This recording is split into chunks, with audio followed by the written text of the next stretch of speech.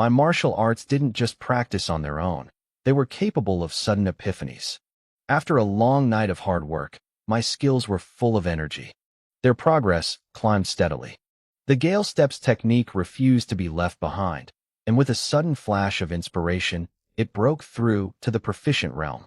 Meanwhile, the mighty bull's strength tempered my body all night without exhaustion. I woke up in my small, single apartment as the morning sun filtered in.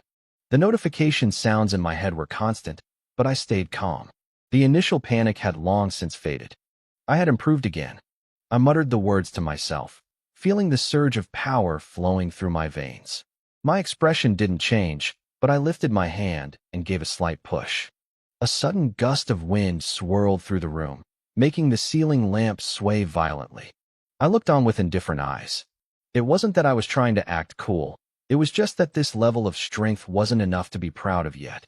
The world I had traveled to was strange. Beyond the advanced modern technology, there were countless martial arts. Through cultivation, humans could control supernatural powers.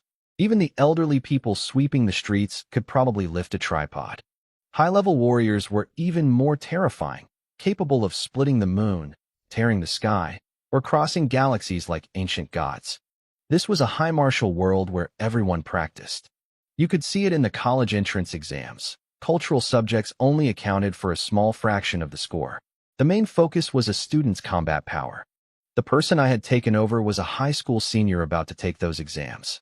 I wasn't a complete failure. I had made it into a key high school, but I wasn't great either. If you ignored my grades, I was at the bottom of the barrel in terms of fighting strength.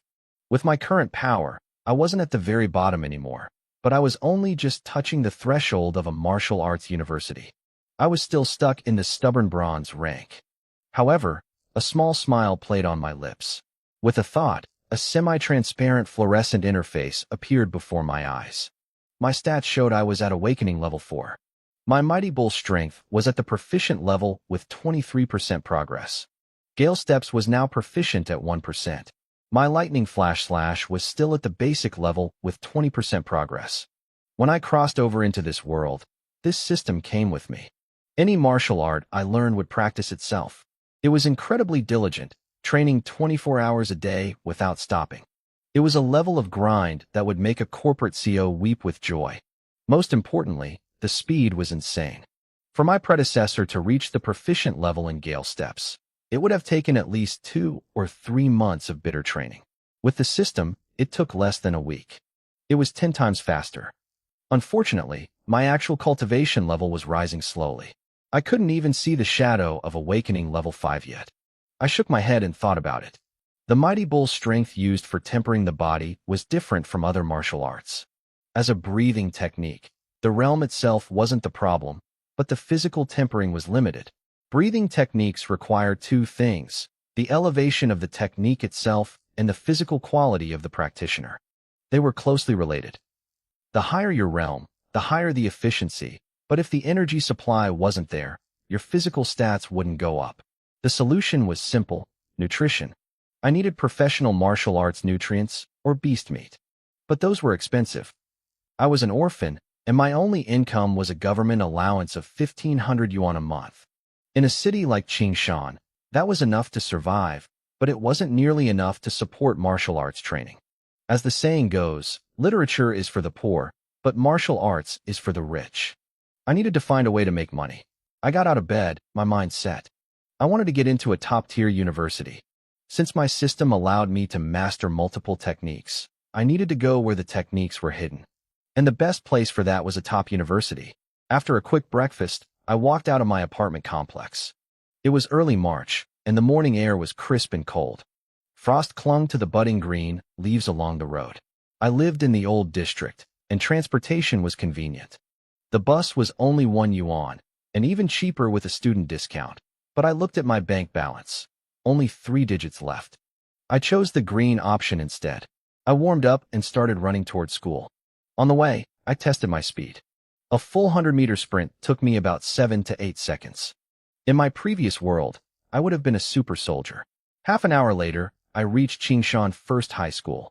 I slowed to a walk, sweat dripping from my forehead, but my breathing remained perfectly steady.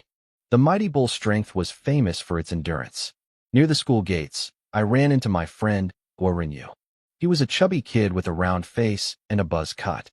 He was in my class, but his strength was so low that even the teacher told him not to waste energy on training because the exams weren't worth the effort. Guorinyu looked at me with confusion. He scratched his head and noted that lately, I hadn't been late, I hadn't skipped, and I was actually paying attention in class. I kept a straight face and smiled. I told him there were only 100 days left until the exams, and it was time to work hard. If I waited any longer, I wouldn't make it into Galaxy University. Galaxy University was the strongest school in the Human Federation. The number of martial arts they possessed was unimaginable. Guorinyu told me to stop dreaming during the day, saying if I worked hard, I might get into a normal school. I just laughed and changed the subject, asking why he was here so early. He got excited, mentioning that a shop owner named Old Lu had just received a batch of old goods, and he wanted to find a hidden treasure. Without waiting for my answer, he grabbed my wrist and dragged me toward the commercial area.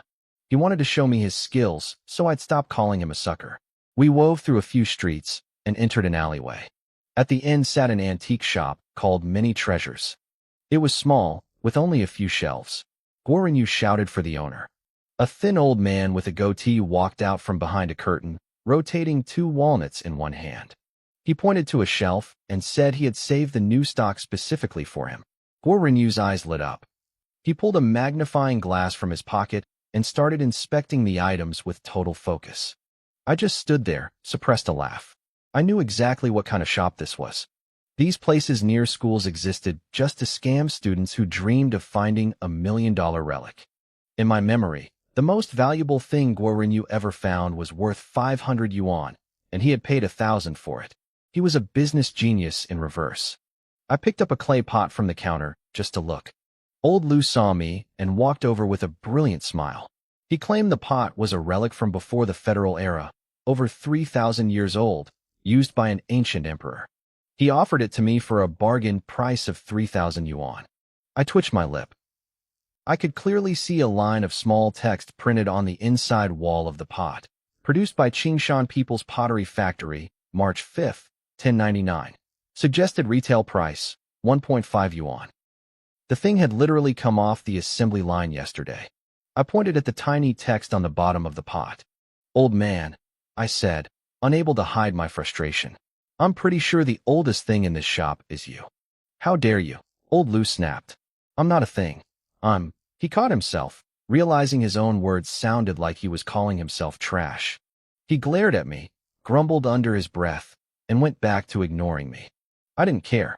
I was staring at a translucent screen only I could see.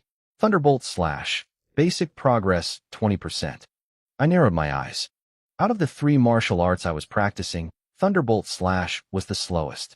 Even with my body training itself automatically, it only gained about 4% progress a day. It wasn't that the skill was lazy. It was just high tier. The federal government ranked martial arts into 6 grades: E, D, C, B, A, and S. Each grade was a massive leap in power, but the difficulty spiked just as fast. Thunderbolt / was a B-rank skill. It was far more complex than my D-rank bull strength or my basic movement techniques. Still, because my skills practiced themselves 24/7, difficulty didn't scare me. Even at this slow pace, I'd hit the proficient realm by the end of the month. My heart sped up just thinking about it. Martial arts mastery also had 6 levels: basic, proficient, expert, subtle, master, and perfect. Once I hit proficient, my combat power would skyrocket. I'd finally be a middle-of-the-pack student at Qingshan High instead of a bottom-tier loser. I swear on my life, this blade belonged to a god general. Old Lu's voice boomed from across the shop. He was holding a rusted, broken saber, slapping his chest with total conviction. Look at these lightning patterns. That's proof it was bathed in the blood of a thunder beast. I looked over. Thunder beasts were terrifying creatures known for their insane speed. They moved like living bolts of lightning. Thunderbolt / had actually been created by a legendary general specifically to hunt them down. It was a style built on being faster than the fastest. Give it a rest, Lu, Guorinyu said without even looking up. If your oaths actually worked, You would have dropped dead the last time you sold me that invincible shield that shattered when I dropped it. Old Lu gave a sheepish grin and put the broken saber back on the shelf. Kids these days are too hard to fool, he muttered. I walked over, curious.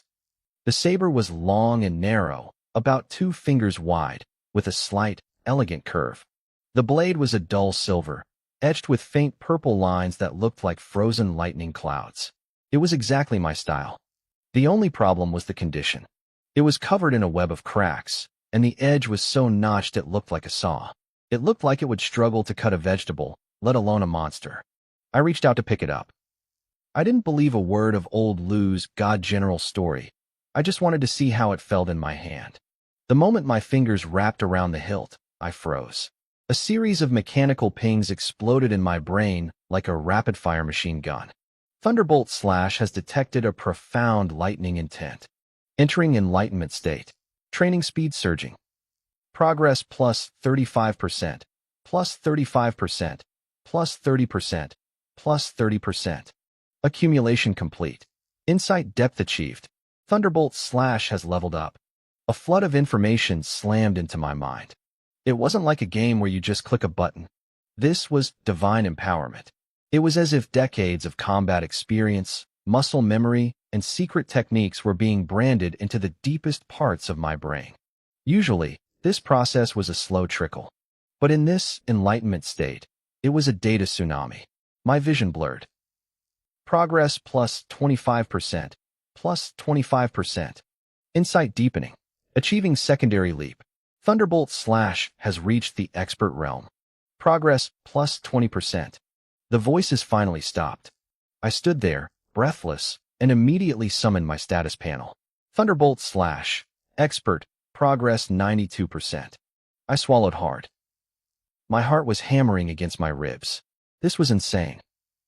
It hadn't just reached proficient. It had skipped an entire level and landed deep into the expert realm. I was a hair's breadth away from the subtle stage. For a normal person to reach this level with a B-rank martial art, they would need 20 years of bitter, daily practice. I had just gained half a lifetime of skill in 10 seconds. With an expert-level Thunderbolt Slash, I could fight people way above my level. I wouldn't just be able to hold my own against the awakening 6th-stage students at school. I could probably beat most of them. In Qingshan High, being able to fight above your rank was the mark of a true genius, a dragon among men. And I had just joined their ranks. But I wasn't done yet. If I could push this to this subtle realm, I'd be able to walk all over the elite students. The subtle realm was a massive watershed moment, a total qualitative change in power. Most people never reached it because it required raw talent and a deep understanding of the skill's essence, not just hard work. I took a few deep breaths to steady my shaking hands. I looked down at the broken saber again, staring until my eyes ached, but the enlightenment didn't trigger again. It seemed the lightning intent inside the blade had a limit. It could only push me this far. Still, old Lu had actually been telling the truth for once. This blade was something special. I had to have it. Old Lu, I said, casually swinging the broken piece of junk around like I didn't care. How much for this? Goran, you stopped what he was doing and stared at me. And you call me a sucker? My guy, your eyes must be broken. That's a piece of industrial scrap. I wouldn't take that if he paid me to carry it home. Fatty, you've been in this business for 5 minutes. You don't know anything. Old Lu barked at him. Then he turned to me with a predatory glint in his eyes. You have excellent taste. This is a divine weapon. It has slain countless thunder beasts. Since you're a student, I'll give you a deal. He held up a hand, splaying his fingers. 80,000 yuan. I raised an eyebrow. How about a discount? Let's just lop off the zeros and cut it in half. For 1,000. For 1,000. Old Lu wailed, looking like I'd stabbed him. That's less than what I paid for it. Fine, fine, take it. Consider us friends. I shook my head. No, Old Lu. You misunderstood my math. What do you mean? He asked, confused. I didn't say 4,000, I said calmly. I said 4 yuan. Old Lu opened his mouth, but no sound came out. He just stood there in stunned silence. In all his years of scamming people, he had never met someone whose idea of lopping off the zeros meant removing every single one of them. Goran, you lost it, bursting into a loud, mocking laugh. Hey Lu, you gonna take that deal? Looks like you finally met your match. For Yuan could barely buy a bowl of plain noodles in the school cafeteria. I knew it wasn't enough to actually buy the blade. I was just sending old Lu a signal. I wanted him to know I wasn't some clueless kid he could bleed dry. If you really want it, give me 2,000, old Lu sighed, sounding defeated. At least let me make enough for a bus ride home. 2,000? You just cut off 2 zeros. I scoffed. Kid, give me that knife before I lose my mind. Old Lu barked. Who bargains like this? It's insulting. Is it? I asked innocently. I'm just a student. Shouldn't you be supporting the future hope of the Federation? Honestly, you should probably give it to me for free. And if it's not too much trouble, maybe throw in some cash for my trouble. You want me to pay you to take my stock? He stared at me, dumbfounded. Cash would be best, I continued. I know seniors struggle with mobile payments, but I don't mind a transfer if it's easier for you. After a heated round of back and forth pulling and pushing, we finally settled on a price. I paid him 235 yuan. The free talk was just a tactic, of course. I pulled out my phone and sent the money quickly. Even a broken weapon with a deep martial intent was worth far more than a few $100. I had just scored a massive bargain. More importantly, I realized I had found a potential gold mine. I could use my martial arts epiphany state to verify antiques. It had limits. The item had to be used by a warrior, contain intent, and match a technique I knew. But it was a start. Even if I couldn't get rich, the instant mastery of techniques was worth it. I decided to test my theory. I spent the next few minutes touching everything in the shop. I even tried to grab the 2 walnuts old Lu was rolling in his palm. Unfortunately, nothing happened. Either the rest of the shop was industrial junk, or none of it matched my current skills. I needed to learn more techniques. Since my skills practiced themselves automatically, the more I had, the stronger I'd get. Lin Yuan, it's time, Guoren Yu said, checking his watch. The 100-day countdown ceremony for the college entrance exam starts this morning. We'll be dead if we're late. I nodded, gripped my rusty broken blade, and walked out with him. When we reached class 15 at Qingshan No. 1 High School, the room was buzzing. Since there were no morning lessons, everyone was gossiping. Most of the guys were stealing glances toward the podium. Standing there was Su Yun, our class teacher. She was 27, a top-tier university grad, and stunning. She wore a crisp white shirt and a tight pencil skirt that highlighted every curve. With her black-rimmed glasses, she looked both professional and incredibly elegant.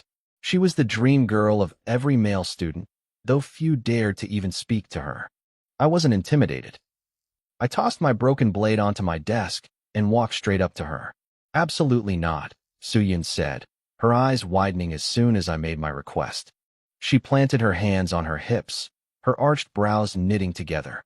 A few days ago, you just started a B-rank technique, the Flash Thunder Slash. Now you want another one? I won't allow it. Quality over quantity, Lin Yuan. I looked her dead in the eye, putting on my most sincere face. I swear just this one. After this, I won't bother you again. She looked away, clearly flustered by my intense gaze. What rank are you looking at? B rank is fine, I said casually. B rank techniques cost hundreds of thousands on the open market, but they were free at school, provided your teacher approved. Su Yun let out a cold, mocking laugh. Just B rank? Why not A or S? Teacher Su, this is just a standard high school, I grinned. B rank is the best we've got. The guys in the classroom were burning with jealousy. If looks could kill, I'd be at the top of the school's hit list for flirting with their goddess. Su Yun sighed, her anger softening into concern. Higher rank means more power, but the difficulty increases exponentially. If you were a freshman, I wouldn't stop you. But the exams are in 100 days. Mastering 1 B rank is hard enough. 2 is impossible. The path of martial arts is about facing challenges, I said with a confident smile. I could afford to be bold. My techniques did all the hard work for me. Confidence isn't the same as arrogance, a voice sneered from the front row. It was Mahai, a guy with a face full of freckles. He didn't bother lowering his voice.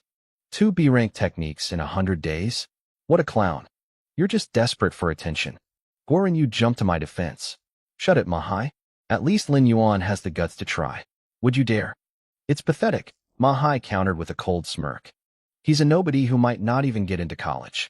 He's just doing this for vanity, so he can brag to his coworkers at whatever factory he ends up in. Mahai stared at me with a mix of contempt and jealousy. He couldn't stand that an orphan like me was chatting so easily with Su-yun. If he gets in, will you give up your own exam score? Guoren challenged. Mahai stiffened. He didn't dare take that bet. My grades in the academic subjects were actually top tier. So what if he gets in? Mahai snapped, trying to save face. He'll end up at some bottom-tier school with insane fees. He's an orphan. No mom, no dad. Who's paying his tuition? He'll be a laborer regardless. Guoren slammed his hand on the desk, his face red with rage. You've gone too far. Am I wrong? Mahai stood up, his knuckles cracking. You dare slam a desk at me? You're looking for trouble. We'll settle this in the next practical combat class. Guoren flinched and took a step back. Mahai was at the 6th level of awakening. He could take both of us down with one hand. Sit down, Mahai, a smooth voice interrupted. We're all classmates. There's no need for this. A handsome student named Zhang Wenxi stood up, a polished, perfect smile on his face. The class monitor, Zhang Wenxi, stepped in. Mahai immediately wiped the sneer off his face and replaced it with a fawning smile. Zhang Wenxi gave a small, dignified nod and looked toward the podium. Ning Chuan, go back to your seat, he said calmly. His voice was smooth, but his words were sharp. Mahai's words might be harsh, but he's not entirely wrong. You shouldn't use martial arts as an excuse to constantly bother Ms. Su.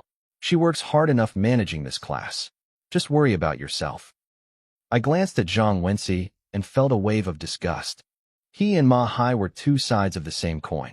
Mahai was loud and crude, while Zhang Wenxi was subtle and manipulative. Both of them just wanted to step on others to feel superior, especially in front of a beautiful woman. You. Zhang Wenxi's eyes turned cold when he saw my expression, but then he noticed Su-yun watching. His face instantly shifted into a look of helpless disappointment. Don't get so worked up, Ning Chuan. To walk the path of martial arts, you need a calm heart. If you're too emotional, you'll never reach the peak. I let out a cold laugh. Zhang Wenxi was good. I had to give him that. In one breath, he managed to show off his own ambition while making me look like a temperamental child. But I didn't have time for his games. I had techniques to learn. I turned back to Su-yun. I just want to pick one more. Su-yun didn't answer right away. She knew I was an orphan. The other teachers had talked about it. She felt sorry for me. I was so close to the threshold of a decent college, and she didn't want to see me throw my future away on a hopeless gamble. To her, spending these final 100 days on a new B-rank technique was a total waste of time. Fine, she said after a long silence. You can pick another one, but on one condition. Tell me, I replied. A small smile played on her red lips. You have to reach the micro level in a technique first. You mean with Thunder Slash? I asked. I felt a surge of relief. My progress with Thunder Slash was already over 90% of the way through the proficient stage. I was almost there. Deal. I'll come find you once I hit the micro level. Mahai couldn't help himself. Ning Chuan, watch your tongue. You've only been practicing that move for a few days. Do you even know how hard it is to reach the micro level? I bet you haven't even mastered the basics yet. The classroom erupted in laughter. Even the students who didn't like Mahai thought I was being delusional. Mahai, don't be so mean, Zhang Wenxi added, though his tone was mocking. It's normal not to master a B-rank move in a few days. Even I struggled. It took me 5 whole days just to learn a simple C-rank technique. The kiss-asses in class immediately started chiming in, saying how Zhang Wenxi would have crushed the technique if he had tried it. Quiet. Su-yun barked, waving her hand to silence the room. She looked at me thoughtfully. Look, I won't make it that hard. Thunder Slash is a B-rank move. It might be too much. If you can get any technique, even a rank 1 move, to the micro level, I'll let you pick another B-rank skill. She was trying to help me. She saw me as a level 4 awakened student who was stuck. In her mind, focusing on a low-level move was the only way I could possibly stand a chance at a decent college. Only one B-rank move. I asked, testing the waters. Su-yun gave me a playful, challenging look. If you reach micro-level before the exams, you can ask for whatever you want. She clearly didn't think I could do it. The micro-level was a massive hurdle. Even for rank 1 techniques, Many geniuses spend a year reaching the peak of proficiency only to stay stuck there for a decade. I blinked. I just wanted more skills, but the way she said, "whatever you want," made the guys in the room go ballistic. Their eyes were practically shooting fire at me. "No problem. It's a deal," I said firmly. As I turned to walk back to my seat, I nearly jumped. Every guy in the room was staring at me like they wanted to skin me alive. Don't get the wrong idea," I muttered, heading back to my desk. "I just want to practice." Guorenyu leaned over and shoved his elbow into my ribs, grinning like a madman. "Nice move, man. You're officially the most hated guy in school. I thought you were just obsessed with Thunder Slash, but you were playing the long game for Ms. Su's favor this whole time. A total pro." I sighed. "I really just want the B-rank technique." I get it," he whispered, winking. "We're men. I understand. Keep it down." Mahai snapped, turning around with a dark scowl. Guorenyu waited for him to turn back before whispering, "Mahai is petty.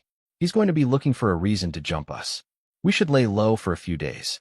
"Don't worry," I smiled. "Give me a week." In my vision, the glowing numbers flickered.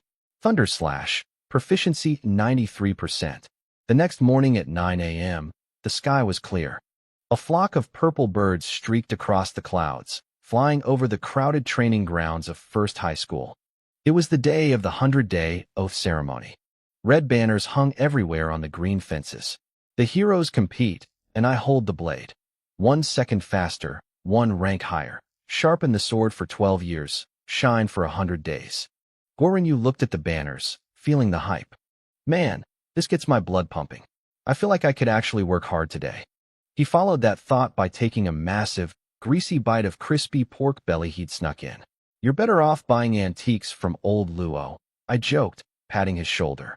"The odds of you getting rich there are still better than you getting into a top college." I was holding my battered war sword in my right hand. It wasn't an ordinary blade, and I didn't feel safe leaving it in the classroom, so I brought it with me. "Look at you two," Mahai sneered, walking up behind us with his hands behind his back. "Two losers talking about college. You should be picking out which construction site you want to carry bricks at after graduation." He strutted away, head held high. "Pa." Guorenyu spat on the ground once Mahai was out of earshot. "So what if he's at the 6th level of awakening? Acting like he's a god. I'll talk about college if I want to." I watched Mahai's retreating back, my expression calm. Level 6. It wasn't going to be enough to stop me. If I performed at my normal level, I could get into a key university. In this world, that was the baseline for respect. Based on past exams, a level 4 awakening might get you into a bottom-tier school. Level 5 meant a decent average college. Level 6 was the requirement for the prestigious key universities. Anything level 7 or above was considered high-tier, the kind of strength that secured a spot at a famous name-brand academy. Then there was Galaxy University. It sat on a completely different level. Their admission standards were notoriously brutal. Even a peak level 9 student might not make the cut. Qingshan First High was a top school with over 3,000 students per grade. Yet we only produced one Galaxy University student every 2 or 3 years. And even then, they usually got in as the lowest-ranked person in the class. When I told Guorenyu I wanted to go to Galaxy University, it was mostly a joke. 100 days was too short a time to close that gap. But then again, you never knew until the end. I squinted at a banner hanging on the fence. Gold letters shimmered in the sunlight. Asterisk, the outcome is not yet decided. You and I are both dark horses. Asterisk. The ceremony began. The student representative for the seniors was a girl named Lu Manhwa. She was beautiful, so beautiful that many students called her the goddess of Qingshan High. When she took the stage, the cheers were deafening, far louder than the applause for the school leaders. Guorenyu didn't care. He stayed hidden in the back corner, stuffing his face with snacks. I wasn't listening either. I was busy studying my battered war sword. If I couldn't figure out what made this blade special, I'd get lowballed when I tried to sell it. "Guorenyu, look out!" A sharp scream from Su Yun cut through the air. Her face was pale as she pointed toward the sky. I looked up. A purple bird, the size of a wash basin, was diving from the clouds. It cut through the air with a high-pitched whistle, heading straight for Guorenyu. A thunder sparrow. My pupils contracted. It wasn't a demonic beast, but it carried a trace of thunder beast blood. They were famous for their speed, capable of hunting eagles. When they dived, they moved faster than a high-speed train. Usually, the police ignored them because they weren't true monsters, but this one looked desperate. It must have been hungry after the winter, and the smell of Guorinyu's pork belly had drawn it in. Guorinyu saw it, but he was too slow. He froze, terror washing over his face. At that speed, the impact would shatter his bones. Several powerful martial agents in the crowd moved to help, but like Su Yun, they were too far away. Guorinyu had picked the most isolated spot in the back to hide his eating. I was the only one near him, and as far as everyone knew, I was only level 4. The school officials broke into a cold sweat. This ceremony was being broadcast live on TV. If a student died on camera, no amount of PR could save them. Then, a sound like a crack of thunder exploded across the training ground. A flash of brilliant light surged upward. It was too fast to track with the naked eye. I moved. I swung. Thunderbolt slash. There was a wet thud. A spray of blood bloomed in the air. The thunder sparrow was sliced perfectly in half, from head to tail. The two pieces slammed into the ground on either side of Guorinyu, painting the dirt red. Inside my head, a notification chimed. The thunder sparrow's ancient blood has been detected. Thunderbolt slash has sensed the faint intent of thunder and entered a state of epiphany. Flash of insight triggered. Thunderbolt slash has reached the micro-level. A flood of new understanding filled my mind. The technique felt different now, sharper, more natural. It was a massive leap in power. I didn't care about the shocked stares from the crowd. I looked down at my old sword, feeling a bit dazed. I didn't expect the tiny trace of blood in a common raptor to trigger an epiphany. It was ridiculous, but I wasn't complaining. This meant I could finally start looking for a new B-rank technique. The crowd erupted. Did you hear that? The thunder sound when he swung. My God, that's the B-rank Thunderbolt slash. That sound was so solid. His mastery must be insane. Who is that? A student mastering a B-rank skill? Most of us are still struggling with D ranks. Guorinyu was shaking, covered in a cold sweat. He looked up and his eyes went wide again. Lin Yuan. Run. High above, 3 more thunder sparrows saw their fallen comrade. Their predatory instincts kicked in. They tucked their wings and dived like feathered arrows, aiming right for me. The school leaders panicked. 1 bird was a freak accident. 3 at once was a death sentence for anyone below level 6. Don't worry, I said. My voice was calm. Strength brings confidence. I gripped the hilt and flicked my wrist. Thunderbolt slash. Boom. 3 streaks of light cut through the air simultaneously. I only had 1 sword, but Thunderbolt slash was built for speed. At the micro level, I was a blur. I swung 3 times in less than a second, leaving afterimages on the retinas of everyone watching. Thud, thud, thud. 3 muffled sounds of steel meeting flesh rang out as one. I stood there, one hand on my blade, expressionless. A rain of blood mist fell in front of me. The 3 sparrows didn't even have time to scream before they were bisected, their remains crashing into the red-stained earth. The silence lasted for 3 seconds. Then, the training ground turned into a boiling pot of noise. I looked at the carcasses and felt a small pang of regret. No second epiphany. I guess the blood in these birds was just too thin to push the skill any further. I wondered what would happen if I faced a real thunder beast. I shook my head. I was just starting my path. A real beast was a problem for another day. The crowd saw me shake my head and misinterpreted it completely. To them, it looked like I was disappointed that the fight ended too quickly. He's a monster. Did you see that speed? I'm level 5 and I couldn't even follow his blade. That thunderclap, that's definitely the micro level. Why haven't we heard of this guy before? The exams were coming. It seemed the dark horses were finally stepping out of the shadows. The training ground was absolute chaos. People were reeling, their minds blown by what they'd just seen. The air was thick with the sound of intense, frantic discussion. To be honest, killing 3 thunder sparrows wasn't an impossible feat. We had dozens of seniors in the top rankings who could have done it. But performing a B-rank technique at the micro level? That changed everything. In a school as big as Qingshan First High, you could count the number of people who had mastered a skill to that degree on one hand. And that included the teachers. Su Yin stared at me, her beautiful eyes wide with shock. She knew better than anyone that I'd only asked her for the Thunderbolt/manual 3 days ago. Now, I was already at the micro level. It defied logic. Lin Yuan, you crazy bastard, how the hell did you do that? Guoren shouted. He was so excited he didn't even care about the blood on his clothes. Before I could even open my mouth to answer, he spun around to face Mahai, who was standing nearby looking like he'd swallowed a fly. Hey Mahai, Guoren yelled. Didn't you say Lin Yuan was just showing off? That he was a joke for picking Thunderbolt/? Why don't you go up there and show off like that? Mahai's face turned the color of pig's blood. He didn't know exactly what level my technique was at, but he wasn't blind. My blade speed was something he couldn't touch.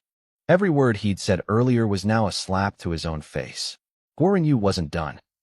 He was the type to kick a man while he was down. Does Lin Yuan have the right to talk about elite universities now? With a B-rank skill at this level, top-tier schools might offer him a full scholarship. With your eyesight, maybe you should skip the exams. Come find me after graduation. I'll find you a job carrying bricks at a construction site. Mahai grit his teeth, his face twitching with rage. He had no comeback. He just turned on his heel and walked away. I gave Guoren a quick kick to the back of his knee. If I hadn't stepped in, you'd be dead, I said, shaking my head.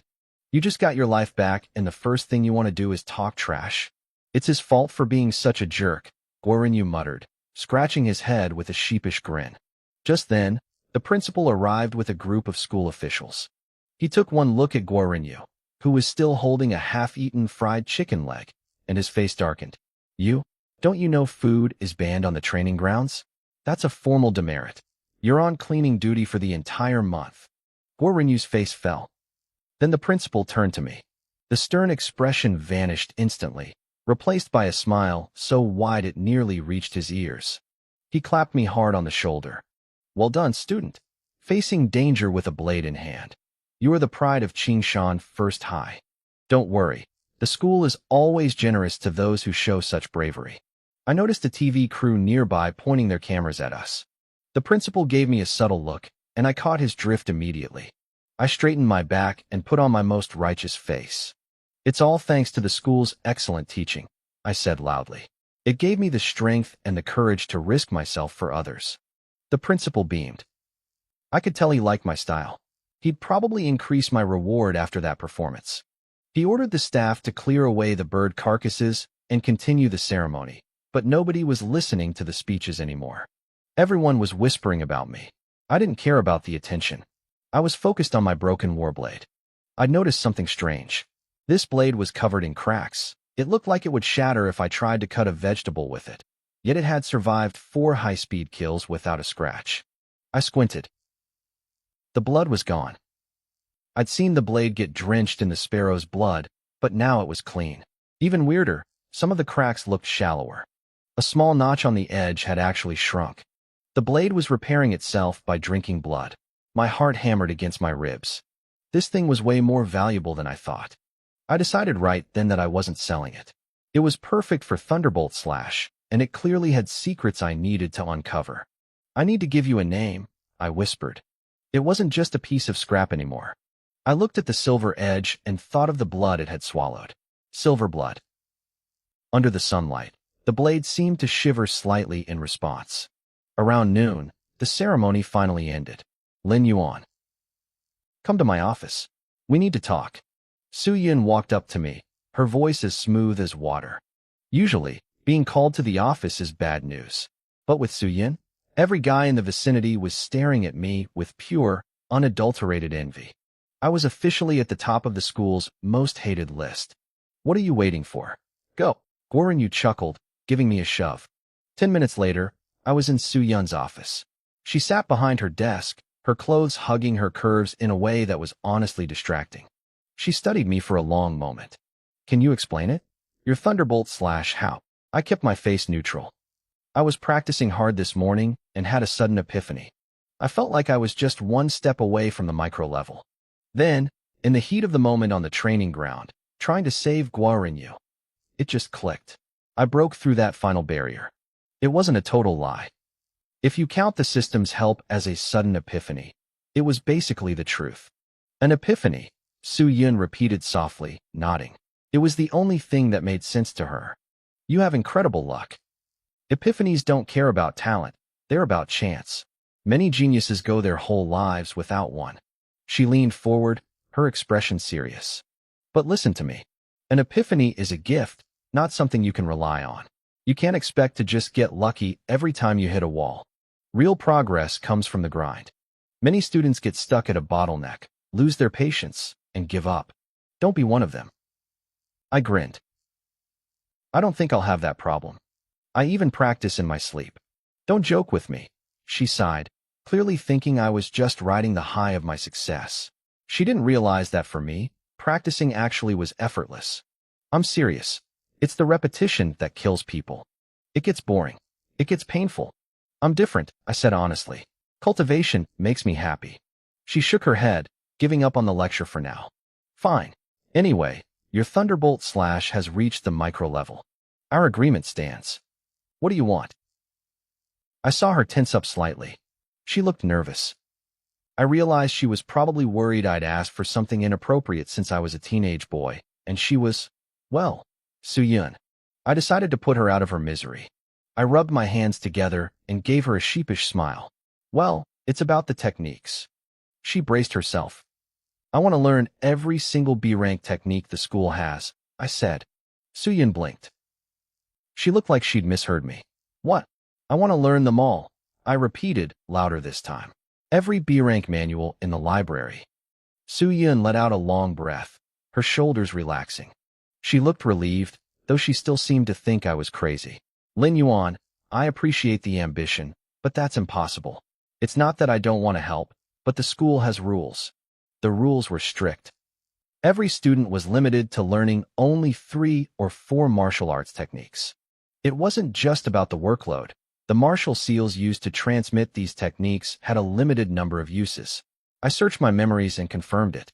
Usually, 3 or 4 techniques were more than enough for any high schooler to master over 3 years.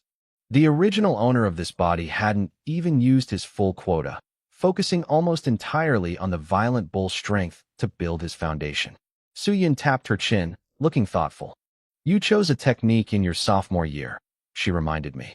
And a few days ago, you came to me for the Thunderbolt Slash. That leaves you with 2 slots left. Then I'll take 2 B-rank techniques, I said, feeling a bit disappointed. I really wanted them all, but I had to play by the rules for now. Su Yun sighed. She looked reluctant, but not because she was stingy. She was worried about my future.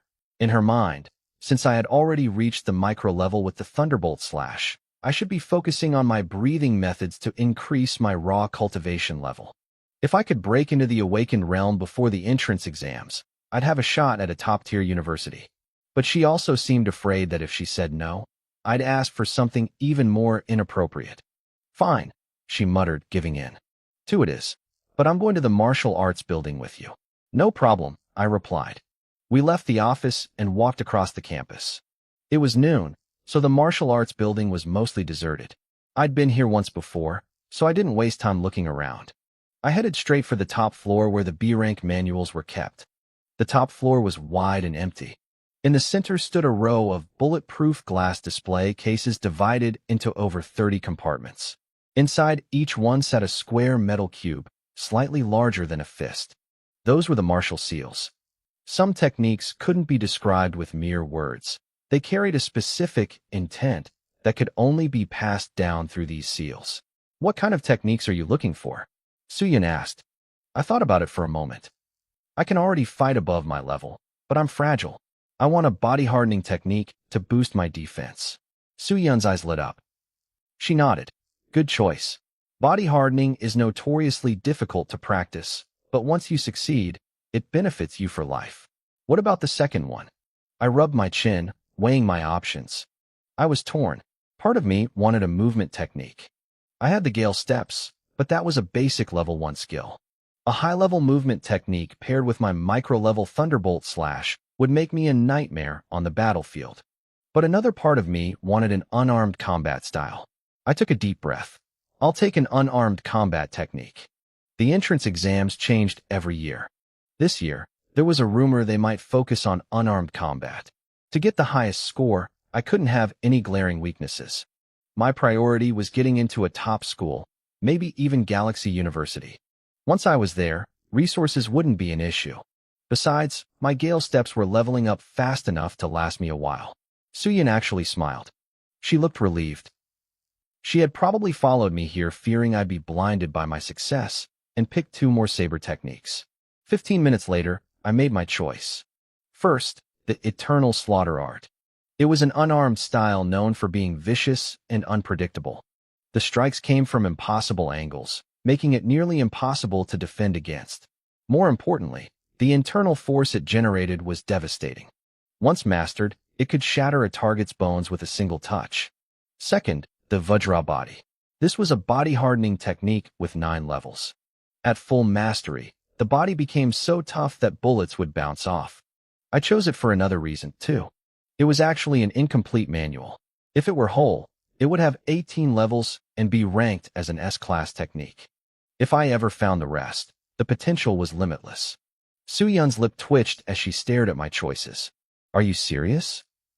She looked like she regretted being happy earlier. The Vajra body and the Eternal Slaughter Art are powerful, yes, but their difficulty is insane. These are the absolute peak of B rank. They are harder to learn than most A rank techniques. She tried to soften her tone, playing the mentor. Don't just chase raw power, Lin Yuan. Think about the big picture. Why not take the Steel Body and the Iron Blood 36? They're military grade, they complement each other perfectly, and there are plenty of tutorials online to help you. I'm not changing them, I said, tilting my head back and looking her in the eye. I tried to look as heroic as possible. Weaklings fear difficulty. The strong face it head-on. A true warrior dares to swing his blade at the greatest challenges. I saw a vein pop on Suyun's forehead. I could tell what she was thinking. A level 4 awakened kid calling himself the strong? She clearly thought my recent epiphany had gone to my head. Fine, pick them then, she snapped, gritting her teeth. Just don't come crying to me when you regret it. She figured that with my micro-level saber skills, I'd get into a decent college anyway. Maybe hitting a wall now would be a good life lesson for me. She called the administrator, who unlocked the cases and handed over the 2 metal cubes. Go on, she sighed, pointing to the private cultivation rooms. Thanks, Teacher Sue, I grinned. The process was simple. I pressed the seals to my forehead, and a flood of information rushed into my brain. Within minutes, the techniques were etched into my mind. I called up my system interface. Level, Awaken level 4, Violent Bull Strength, Proficient, 25%, Gale Steps, Competent, 7%, Thunderbolt Slash, Micro, 3%, Eternal Slaughter Art, Basic, 0%, Vajra Body, Level 1, 0%. I noticed the Vajra Body was tracked by levels rather than the usual mastery ranks. That made sense for a body hardening technique. I couldn't tell how fast they would level up yet, but I'd know by tonight. I walked out of the room, and Su Yun was still there waiting. After returning the seals, we headed out. Teacher Su, I said, flashing her a wide smile as we walked. How about you treat me to lunch? I promised to study hard and get into a great university. I didn't have any hidden motives. I was just broke. I didn't want to sell my silver blood saber yet, and until I found another way to make money, I had to save every penny. Su Yun hesitated, then nodded. Fine. There's a decent place on the commercial street outside the school. She seemed relieved I was asking for noodles instead of something impossible this time. Su Yun's treat left me with a good impression of her. After finishing the free lunch, I headed back to the classroom. The afternoon was filled with 3 core subjects: math, physics, and chemistry. These weren't just hurdles for the college entrance exam. They were vital for martial arts. The creator of the Thunderbolt Slash held a PhD in physics. He once famously said that without aerodynamics, the Thunderbolt Slash wouldn't even be faster than a Thunder Beast. Even the nuclear explosion god Fist, one of the Federation's strongest techniques, required a deep understanding of nuclear fusion and fission. You couldn't even start learning it without the science. Mastery of these subjects didn't make you a powerhouse, but it was the foundation needed to reach the peak. Luckily, my predecessor was a good student. I didn't find the lessons difficult. When the bell rang for a break, I stretched my neck and looked around. The entire class was pointing at me, whispering in small groups. I was used to it by now. After killing those thunder sparrows at the training ground, I had become famous. A level 4 awakened with a high-level B-rank technique was a rare sight. Mahai didn't like the attention I was getting. He let out a cold snort to the students around him. "You're overestimating him," he sneered. "Thunder sparrows aren't that hard to kill. They aren't high-level beasts. They're stupid. As long as you calculate the timing of the dive, you can kill them without any special techniques." Mahai walked over to my desk and looked down at me like he was conducting an interrogation. "Am I right, Lin Yuan? What's the mastery level of your Thunderbolt slash? Is it even at the proficient rank?" I looked up at him and tilted my head. "Why the change of heart? Didn't you say earlier that I hadn't even reached the basic level?" Mahai's face stiffened. "Don't talk nonsense. Just answer the question." "If you want to know so badly," I said, my eyes turning cold, "why don't you feel it for yourself? Martial arts is about a clear mind and swift action. If you can fight, don't waste words."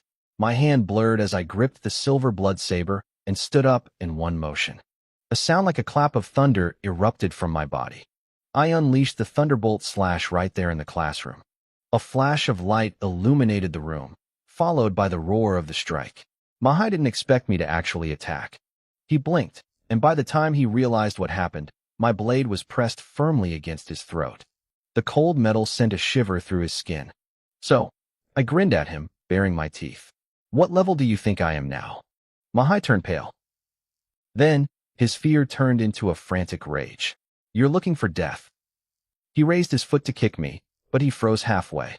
I pressed the blade deeper into his neck. He could feel the edge cutting in. My smile told him everything he needed to know. If he moved, I would open his throat. You're attacking me in private?" Mahai swallowed hard, his voice shaking. "You want to get expelled?"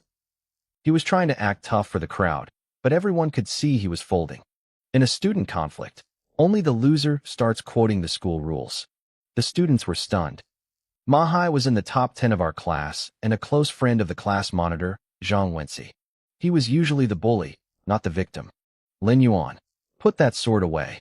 Our physics teacher, Mr. Wang, shouted from the podium as he packed his books. "I know your Thunderbolt slash has reached the micro level, but this is dangerous. One slip with a technique that powerful, and we'd have a tragedy on our hands." "Sorry, Mr. Wang," I said smoothly. I spun the silver blood saber and sheathed it. Mahai was just curious about my mastery level. I wanted him to experience it firsthand. Mahai stood there, his face shifting between pale and beet red. He had become a laughingstock. A B-rank technique at the micro level meant I could fight people 2 levels above me. No wonder I didn't give him any face. The classroom buzzed. People realized that with this kind of lethality, I was no longer just a struggling student. I had a real shot at a top-tier university. Zhang Wenxi's expression darkened. He liked being the center of attention, and he hated that I was stealing his spotlight, especially after I had rejected his invitation earlier. He stood up and walked over, flashing a practiced, diplomatic smile. "A prestigious university is still a long shot," Zhang Wenxi said to the room. "I'm not looking down on Lin Yuan. His attack power is undeniable. But the entrance exam isn't a duel. It tests comprehensive ability. Being a level 4 with level 6 combat power only gets you into an average college."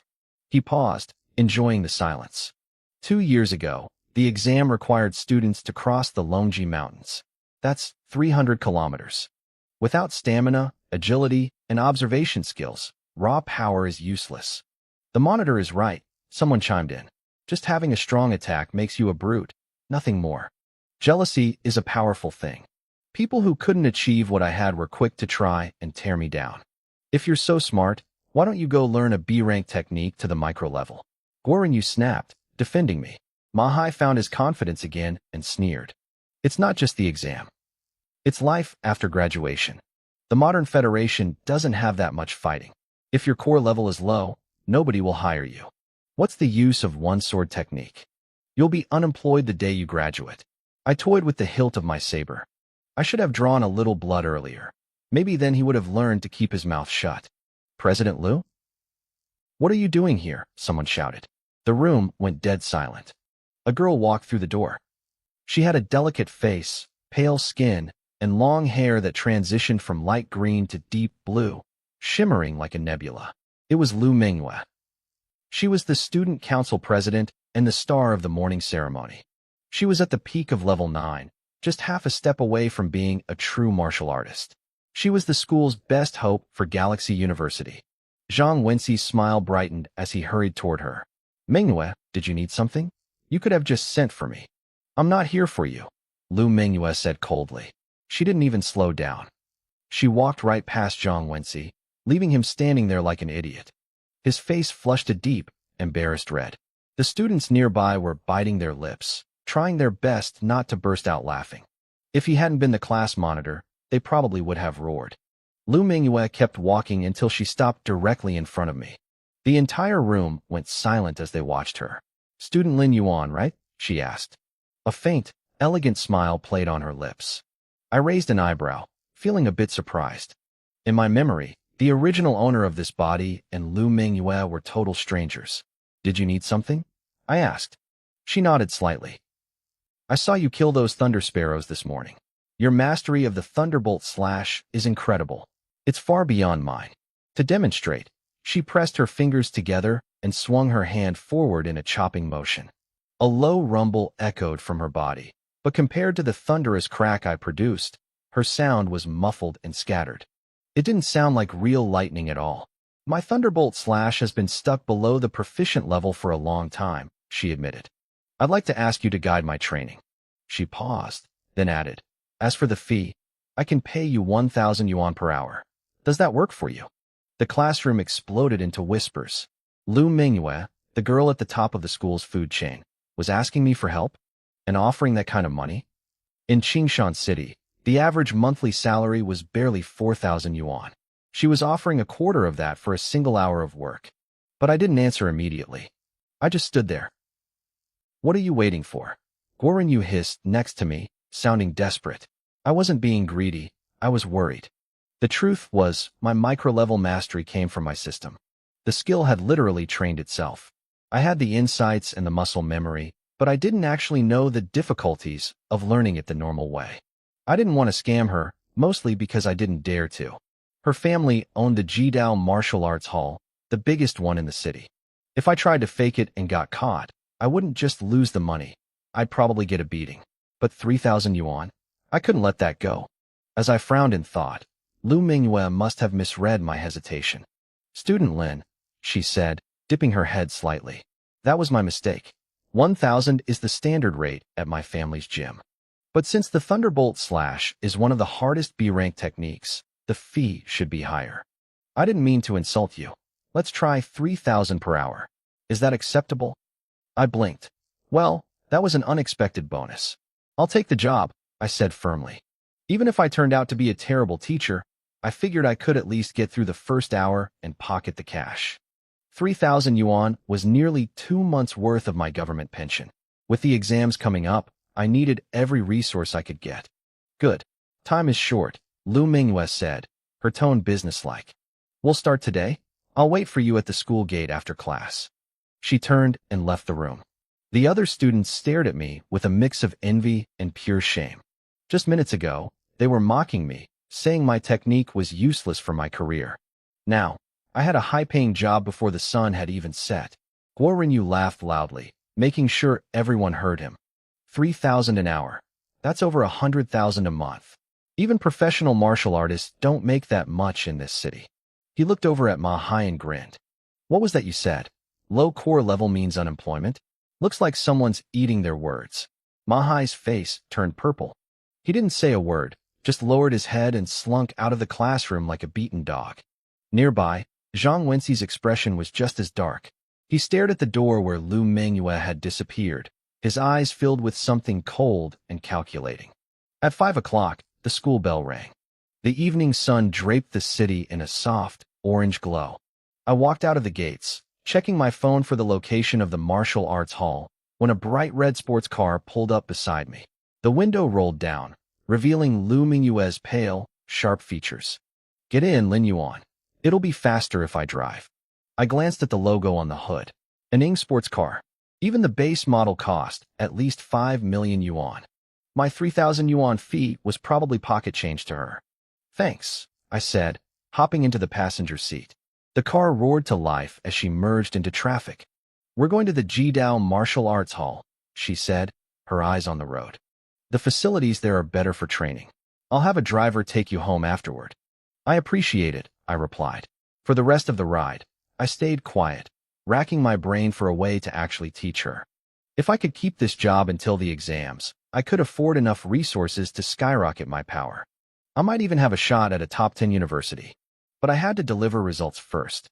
10 minutes later, she drifted the car into a perfect stop in front of a massive building.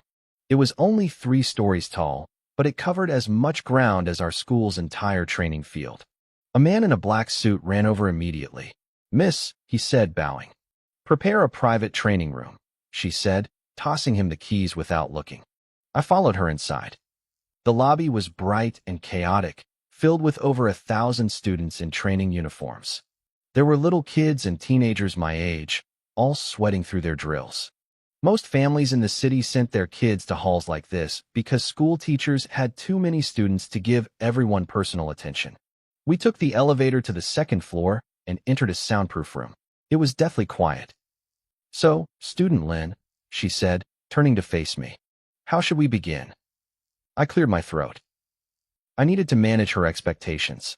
"I haven't been practicing the Thunderbolt slash for very long," I told her. My breakthrough to the micro level was mostly due to a sudden moment of enlightenment. "I'll do my best, but I might not be the most traditional teacher." I gave her a reason to explain away my skill, and she took it. "Don't be so formal," Manhwa said, stretching her body slightly with a faint smile. "Just call me by my name. Don't be nervous. With your micro-level mastery of the Thunderbolt slash, guiding me shouldn't be hard at all. I'll perform the technique, and you just point out my flaws." I breathed a massive sigh of relief. This was much simpler than I had imagined. I had been worried she'd expect me to explain how to break through a bottleneck, something I had no clue how to put into words. In reality, bottlenecks are mysterious. They require a practitioner's own sudden realization, not a lecture. The job was mine. 3,000 credits an hour. I couldn't hide the slight curve of my lips. With this money, my cultivation speed was about to explode. The top 10 universities in the Federation didn't feel like a distant dream anymore. They felt like a destination. As I was mentally debating which elite school to pick, Manhwa walked to a weapon rack. She picked up a long, unsharpened combat blade and pointed it straight at me. "One more thing," she added. "You're also going to be my sparring partner. We'll fight using only the Thunderbolt slash. Real combat is the best way to deepen my understanding." My face twitched. I had no intention of trying to look tough in front of a beautiful girl when the stakes were this high. "I'm only at Awakening level 4, I said bluntly. It wasn't that I was a coward. She was at the peak of Awakening level 9. Even with my perfect level technique, the raw gap in physical power was too massive to bridge. She could crush me with pure strength alone. "My fault. I didn't clarify," she said, her lips pulling into an apologetic smile. "I'll suppress my strength. I'll keep my speed and power at the same level as yours." She paused, looking me over. "What breathing technique do you use?" "Earth rank, the Mighty Bull strength," I replied, shrugging. I knew why she asked. Different breathing techniques tempered the body differently. The higher the grade, the better the boost to strength, speed, and senses. But high-grade techniques were a double-edged sword. They consumed massive amounts of energy. Without enough resources and food to back them up, they actually slowed you down. That was why I hadn't switched to a higher level one yet. My current diet couldn't support it. "Let's begin then," Manhwa said. She took a deep breath, her expression turning solemn. She raised her blade, and with a sudden crack of thunder from her movements, she swung. She kept it slow so I could track the motion. "Your wrist angle is wrong," I said after a moment of thought. "It's too high. That gives you more power, sure, but the Thunderbolt slash is about pure speed. Speed is the foundation." "I'll try again," she said, swinging once more. "Still not right. It looks too forced. This style doesn't have fixed moves. The core is the simultaneous exertion of multiple muscle groups across your whole body." Under my guidance, she practiced over and over. An hour slipped by before we knew it. "Let's stop the drills there," she said, taking a towel from a nearby waiter to wipe the sweat from her forehead. "Now we spar." "Fine," I said. I grabbed a training blade from the rack. Ever since I had killed those thunder sparrows this morning, my mindset had changed. I wasn't afraid of a fight anymore. We stood in the center of the room, facing off. "Start," she barked. She lunged, her foot sinking deep into the thick floor mats. In 2 steps, she was on me. A boom echoed from her body as she slashed, the blade whistling through the air. I narrowed my eyes and gripped my hilt. My blade tore through the air from top to bottom, aiming to intercept her horizontal strike. My technique was 3 levels higher than hers. Since she was matching my power, I should have had the advantage. Clang! The blades collided, sending sparks flying. The sound of metal on metal was deafening. But to my surprise, I didn't feel a heavy impact. A feint. My heart sank. Lu Mingyue's wrist flicked, tilting her blade inward. She let my strength slide right off her edge while her tip swept toward my throat. The polished blade reflected my eyes. There was a flash of panic there, but I didn't lose my cool. I forced my blade back in a desperate parry. My micro-level speed was incredible, leaving a silver afterimage in the air. Clang! Sparks sprayed like arrows. My body shook, and I stumbled back several steps. Lu Mingyue didn't pursue. This was practice, not a death match. I stomped my foot down to steady myself, looking at her with confusion. Our power was equal, and my technique was better. Why was I on the back foot? It felt like I was punching cotton. Then it clicked. My combat experience was trash. Neither I nor the original owner of this body knew how to actually fight a person. Killing birds was just a matter of overwhelming stats. Fighting someone like Lu Mingyue, who had likely been trained since she could walk, was a different world. But that was okay. Combat is just another skill. With practice, I'd learn when to strike, when to defend, and when to dodge. I stepped forward again, my movements fast as wind. We clashed. If she was using me to polish her technique, I would use her to fix my lack of experience. For the next 30 minutes, the room was filled with the constant bang bang bang of clashing steel. Sparks erupted like festive fireworks. Finally, I called it. It wasn't that I didn't want the money. I'd stay all night if I could, but my body was done. The high-intensity sparring had drained my stamina completely. I had to lean on my sword just to stay upright. "This is working," Lu Mingyue said, a satisfied smile on her face. "I can feel the bottleneck loosening. Let's do this every day until I reach the mastery level." She was at the peak of the 9th level, so she wasn't even winded. I just nodded, too tired to speak. She glanced at the clock. "Almost 2 hours. Your skill is even higher than I thought, so we'll call it a full 2 hours." "Thanks," I rasped. "Can I be paid daily?" I needed that cash for resources immediately. "Of course," she said. "I was planning on settling up every day anyway." Lu Mingyue smiled and glanced sideways at the middle-aged man standing behind her. She asked Uncle Yang to go grab 6,000 credits in cash. He nodded and left quickly.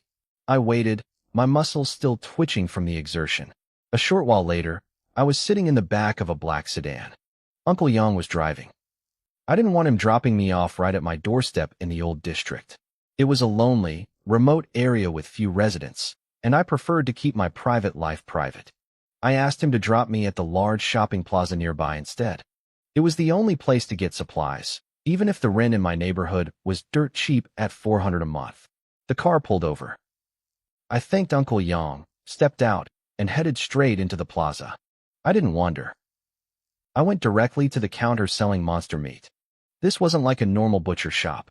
Armed guards patrolled the area like they were protecting a bank vault. Security was tight because monster meat was liquid gold. The cheap stuff cost hundreds per pound. The high-quality cuts were astronomical. The salesman behind the counter was a middle-aged man who saw my school uniform and grinned. He offered me some prime horned pig meat, claiming it was full of energy and easy to absorb. He said it was on sale for 888 credits a pound. My teeth ached just looking at the price tag. I did the math. The 6,000 I just earned would barely buy 7 pounds. With my appetite, that wouldn't even last 2 meals. I scanned the counter and pointed to a different pile. I asked about the meat priced at 399 credits. The salesman told me it was also horned pig, but from the hind leg. The energy content was the same, but it was incredibly hard to digest. For most students, It was a waste of money because they could only practice their breathing techniques for a few hours a day. The energy would just sit in their gut and go to waste. My eyes lit up. My breathing technique never stopped. Slow digestion wasn't a flaw for me. It was a feature. I told him I'd take 15 pounds. It cost me 5,900 credits. As I handed over the cash, I felt a physical pang of pain in my chest. The money hadn't even gotten warm in my pocket before it was gone. But I didn't regret it. Strength was the only investment that mattered. I grabbed some ginger, garlic, and scallions on my way out. Back at my small apartment, I threw everything into a pressure cooker. It wasn't gourmet, but it kept the nutrients intact. When it was done, I didn't care about the heat. I tore into the meat like a starving animal. After a full afternoon of fighting Manhwa, I was hollowed out. A few bites in, the mechanical voice echoed in my head. My savage bull strength felt the surge of energy. My cultivation speed jumped by over 300%. I grinned. At this rate, I'd hit the 5th level of awakening in no time. After dinner, I pulled up my system interface to check my progress on the new skills. 1,000-year slaughter, basic, 2%. Vajra body, level 1, 1%. I frowned. It had been nearly 10 hours since I started. The slaughter technique was moving at a decent pace, about 5 or 6% a day. That made sense, but the Vajra body was crawling. It was slower than a B-rank offensive skill, which didn't add up. Physical tempering techniques like the Vajra body usually required external help, medicinal baths, or specialized resources to speed up the hardening of the body. Pure energy from meat wasn't enough. I grabbed my phone and searched for the medicinal ingredients needed for the Vajra body. My face twitched. The prices were insane. They were sold by the gram, like gold. The money I made from Manhwa could barely cover my food. I needed a new way to make bank if I wanted to level up my defense. The next morning at 8, I walked toward the training grounds at school. It was time for combat class. Our class teacher, Su-Yun, stood before us. She didn't waste time with lectures. She told us to pair up and start sparring. Guorinyu walked toward me with a smirk, ready for our usual routine of slacking off. But a tall figure stepped in his way. It was Mahai. He looked at me with a cold sneer. He told me he needed a sparring partner for the upcoming exams. He noticed I didn't have my blade. In combat class, weapons were banned for safety anyway. He barked that he was doing me a favor by challenging me. He said if I refused, I was ungrateful and owed him a public apology. The other students stopped to watch, curious to see if I'd back down. I stretched my neck and told him to bring it. I wasn't doing it for pride. Sparring with Manhwa was restricted because I had to focus on her needs. With Mahai, I could go all out. He was 2 levels higher than me, which meant the pressure would be intense. That was exactly what I needed to sharpen my skills. Mahai mocked my courage, telling me that having a hard spine without the strength to back it up was a mistake. He lunged, covering 10 meters in a single stride, his hand whistling through the air toward my face. Mahai's right arm snapped straight, stiff as an iron axe. He swung it toward my face with a heavy, whistling force. It was the battle axe chop, a brutal, unarmed technique built for raw power. He was fast. My eyes narrowed as I felt the wind from his strike. His speed was terrifying, proving his cultivation level was no joke. But I didn't panic. I crossed my arms in front of my face, bracing for the impact. The collision sounded like a dull thud. A massive wave of force slammed into me, too heavy to stop cold. I had to retreat, backpedaling frantically to bleed off the momentum. My heels dug deep into the training ground, tearing up chunks of grass with every step. I stumbled back 7 or 8 paces before I finally regained my balance. My sleeves were shredded. The skin on my forearms immediately turned a deep, angry red, swelling up from the impact. Then, a familiar notification flashed in my mind. Your body has sustained damage. The diamond body technique feels guilty for its failure and is now training at maximum capacity. Progress speed is skyrocketing. I raised an eyebrow. This was a pleasant surprise. It seemed that as long as I engaged in hand-to-hand combat, I could level up my defense even without expensive medicinal baths. Mahai didn't give me a second to breathe. He let out a cold laugh, sensing he had the upper hand. He lunged again, his fingers curving into iron hooks. This was the fox hunter's claw. His hand tore through the air with a sharp whistle, aiming to rip right through me. I pushed off the ground, activating my swift wind steps. I had already reached the proficient level with this movement technique. With a quick diagonal shift, I blurred past his reach. As he overextended, I pivoted to his flank. I pressed my fingers together, forming a blade, and thrust them toward Mahai's throat. The air vibrated with a sound like tearing silk. Child's play, Mahai sneered. As a level 6 awakened, his reflexes were sharp. He tracked my movement in less than a second and swung his fist to intercept my wrist. But just as he was about to hit me, his expression changed. My right arm gave a sudden, crisp shake. It felt like my bones had shifted, allowing my hand to snake around his guard at a bizarre, impossible angle. It looked like a venomous serpent swaying its head. Slap! The sound echoed across the field. I caught Mahai right across the face with a massive amount of force. His head snapped to the side. A bright red handprint bloomed on his cheek as the crowd gasped in shock. That was the hidden snake strike, one of the lethal moves from the eternal killing art. It allowed me to change direction mid-strike, making it nearly impossible to predict. I felt a pang of regret, though. If my mastery were higher, that strike would have crushed his windpipe instead of just stinging his pride. Nearby, Su Yun's eyes widened. She looked stunned. I had only started learning the eternal killing art yesterday at noon. To pull off a move like that already was unheard of. Was it another epiphany? She stared at me, wondering if my true talent lay in my comprehension, the ability to master complex techniques in a fraction of the time it took others. The crowd erupted into whispers. A level 4 had just slapped a level 6. Even if Mahai wasn't seriously injured, the humiliation was absolute. We underestimated him, one student whispered. He knows more than just the thunderbolt slash. Guorinyu, hiding in the crowd, shouted at the top of his lungs. Mahai, how embarrassing. Didn't you say you were going to teach him a lesson? Why are you the one getting slapped? Mahai's face turned a shade of purple that matched his new bruise. He looked like he wanted to crawl into a hole and die. He pointed a trembling finger at me, but no words came out. The slap was a hard, undeniable fact. I guess you failed to show me my place, I said with a thin smile, rubbing my fingers together. Action speaks louder than words, but honestly, actually hitting your face feels way better. Don't get cocky, Mahai roared, losing his mind. I was just careless. He charged at me like a wounded tiger, desperate to land a hit and reclaim his dignity. I met him head-on. I cycled through everything I had, swift wind steps, diamond body, and the eternal killing art. I pushed my combat power to the absolute limit. I was still at a disadvantage. He was 2 levels higher, meaning he was faster, stronger, and tougher. My body was quickly covered in bruises and my knuckles were bleeding, but my understanding of real combat was sharpening by the second. I ignored the pain and stayed focused, timing my strikes with cold precision. Mahai's attacks were fierce, but he couldn't take me down. The bell rang 15 minutes later, signaling the end of the session. The crowd stood in stunned silence as we finally pulled apart. We were still at a stalemate. You're a lunatic, Mahai spat, wiping blood from his mouth. He had been winning on paper, but I had forced him into a war of attrition, trading blow for blow. He didn't realize that while his hits hurt me more, I was happy to take the damage to level up. I was gasping for air, my body a map of purple welts and swelling. But I was grinning. I looked at my internal interface.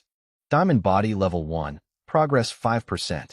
That one fight had boosted my progress by 3%, more than a whole day of solo training. Mahai stepped closer, his voice low and threatening. You better quit that job as Luminue's sparring partner. Someone like her is out of your league. If you don't, I'll beat you every single day. He glared at me. Even without combat class, I'll find a reason to jump you. The school won't stop me. Try me. I blinked. A beating every day? From a high-level sparring partner for free? I almost laughed out loud at my good luck. I'm out of her league. I mocked, looking him up and down. And you think you're in it? My dad is a multi-millionaire, Mahai hissed, leaning into my ear with a cold, arrogant sneer. We own 7 properties.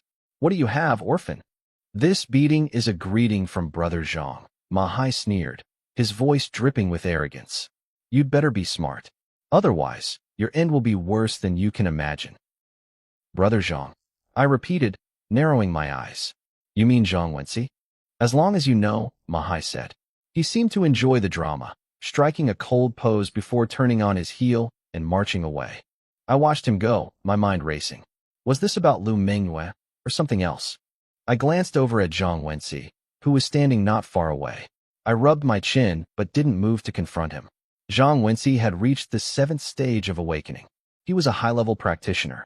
Even if I used my silver blood warblade, I wouldn't be his match yet. I'd settle this debt later. Lin Yuan, are you okay? Should I take you to the school clinic? Guo Rinyu rushed over, his face pale with worry. I shrugged and gave him a painful smile. It's a small problem. It looks bad, but it's mostly surface stuff. A little medicinal oil and a few days of rest, and I'll be fine. The nearby students overheard me and looked over with newfound respect. Fighting someone 2 stages above me and holding my own was no small feat. Come to my office, a voice said. It was soft, like flowing water. Suyun appeared at my side. Instantly, the admiration from the male students vanished, replaced by burning jealousy. For a moment, they forgot I was the school's top target. They just wanted to be in my shoes. Inside the office, Suyun stared at me, a faint, teasing smile playing on her lips. Don't just stand there.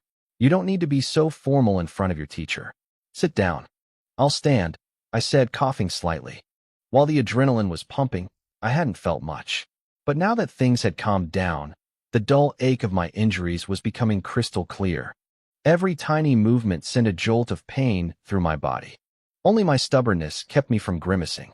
Suyun couldn't help but laugh. 4th stage against the 6th, and you dared to trade blow for blow.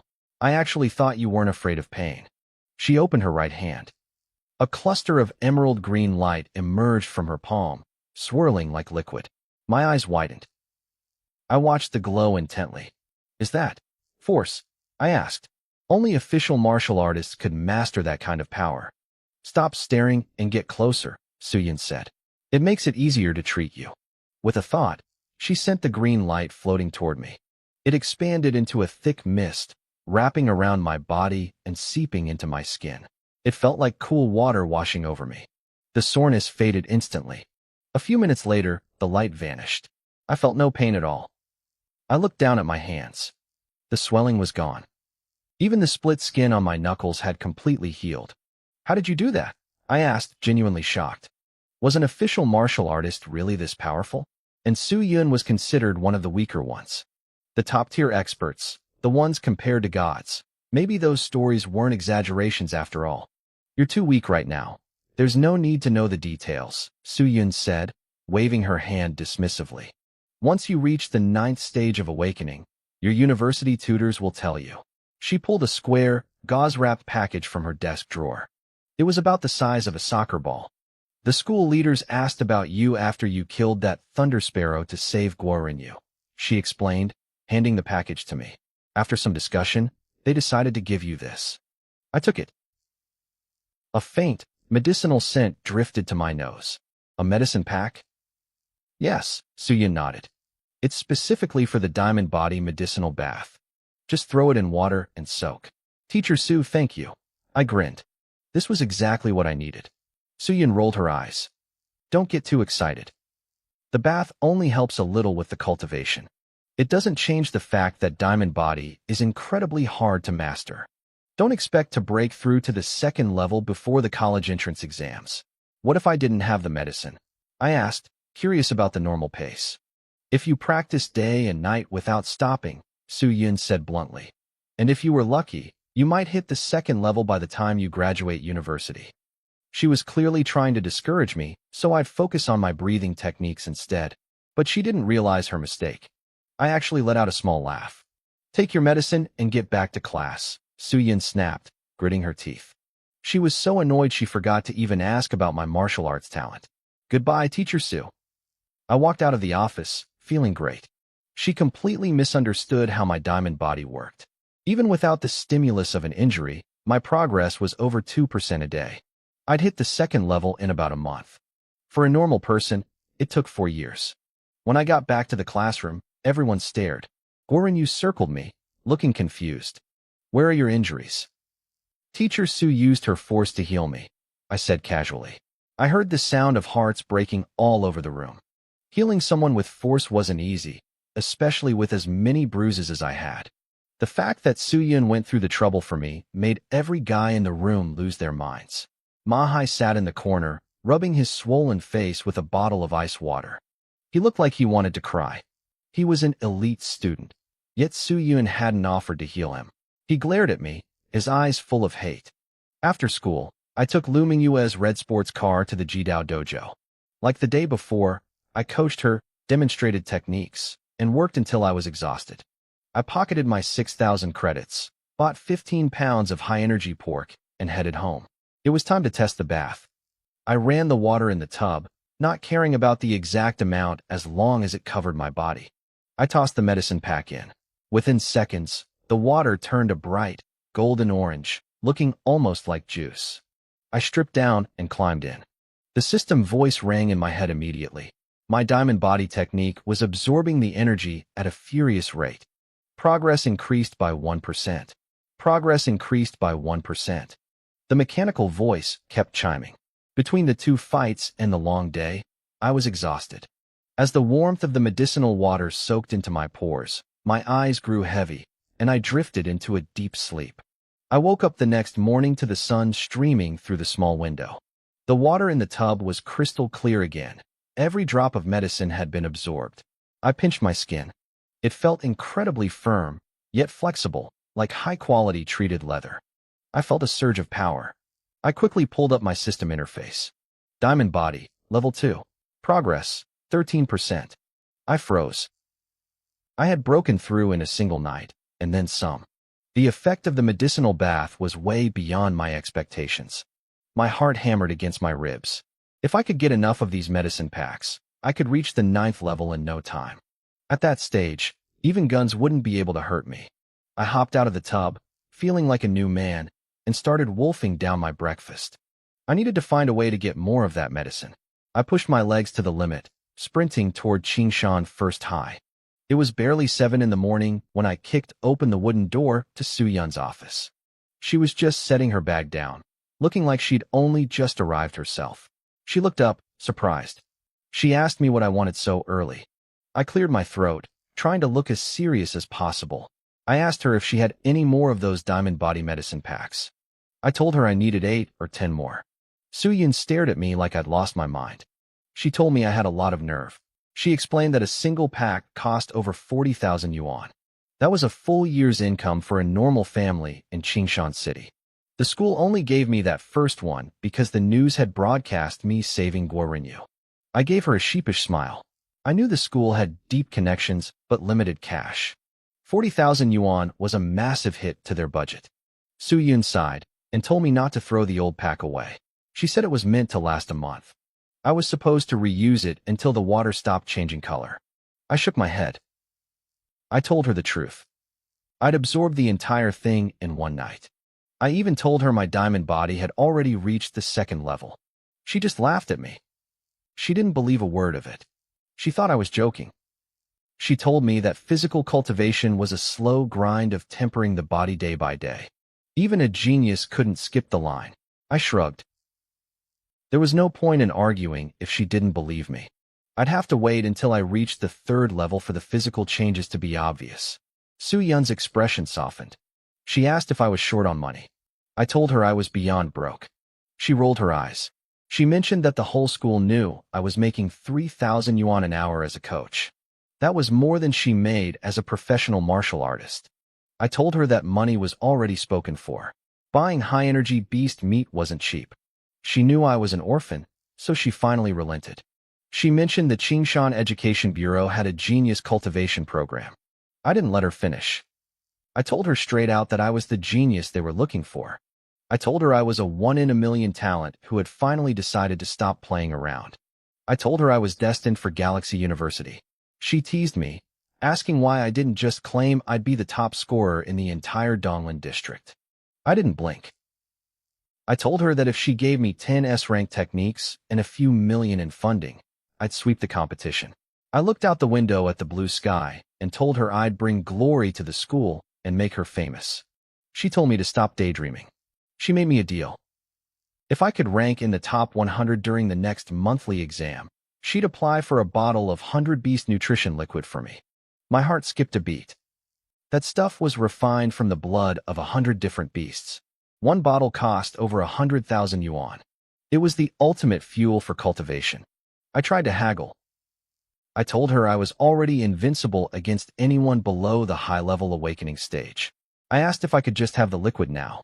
She smiled, but it was a trap.